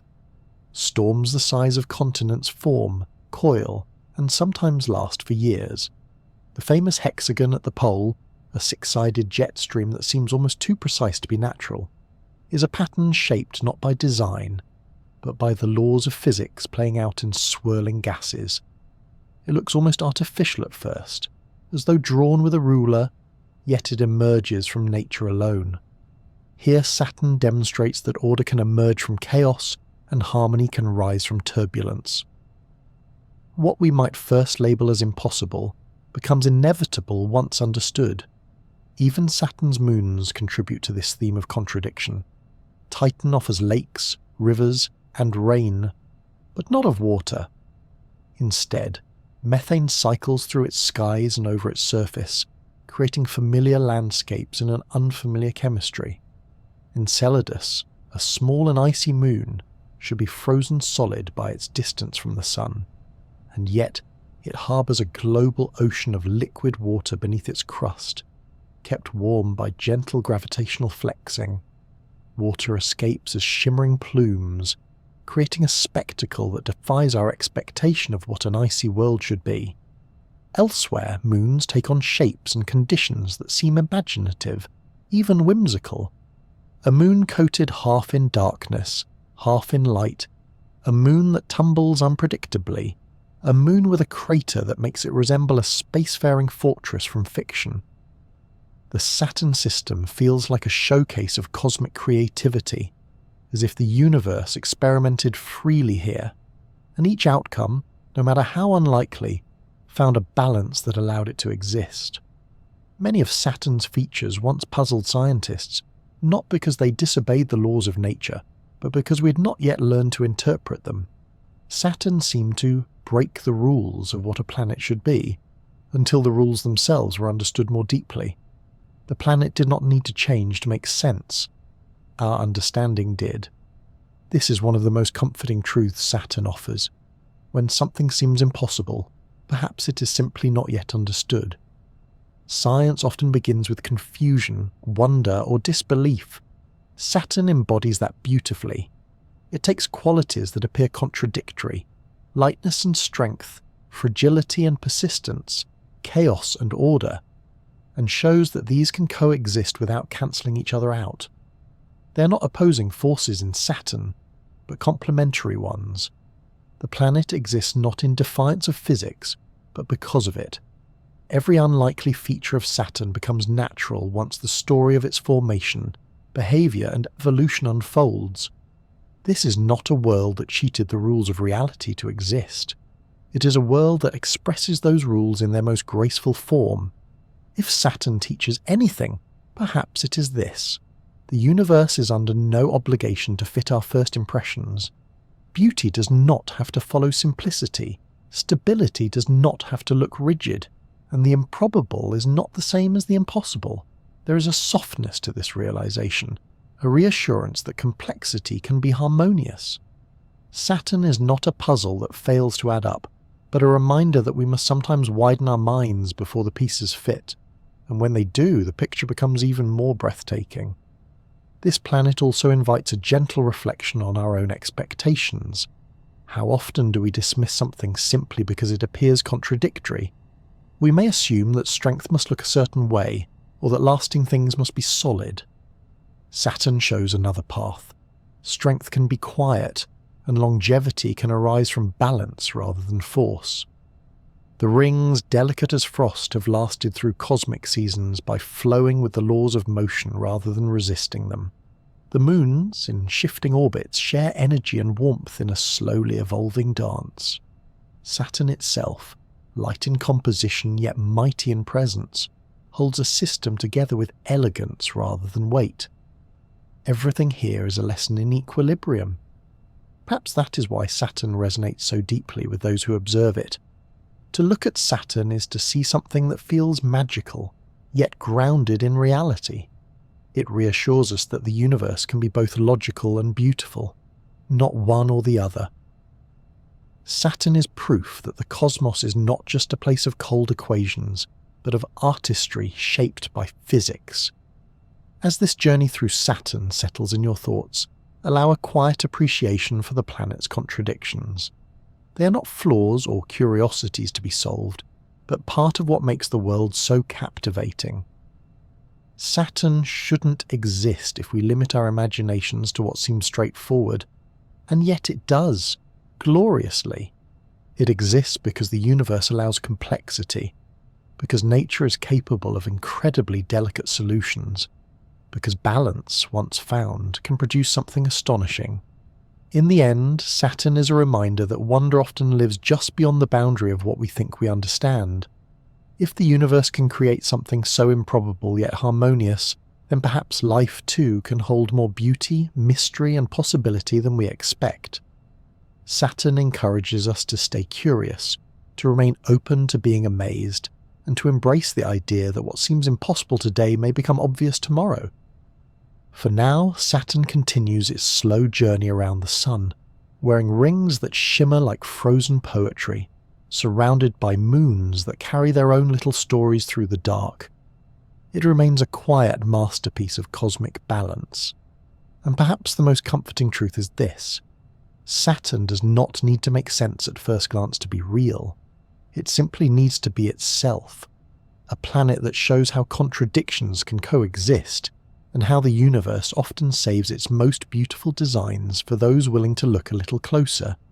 As we come to the end of this gentle journey, allow the image of Saturn to linger softly in your mind, a world of contradictions that fit together with effortless grace, a giant made of the lightest elements, wearing a crown of fragile rings that somehow endure, a realm of storms that look serene, of frozen moons warmed from within, of order shaped from motion.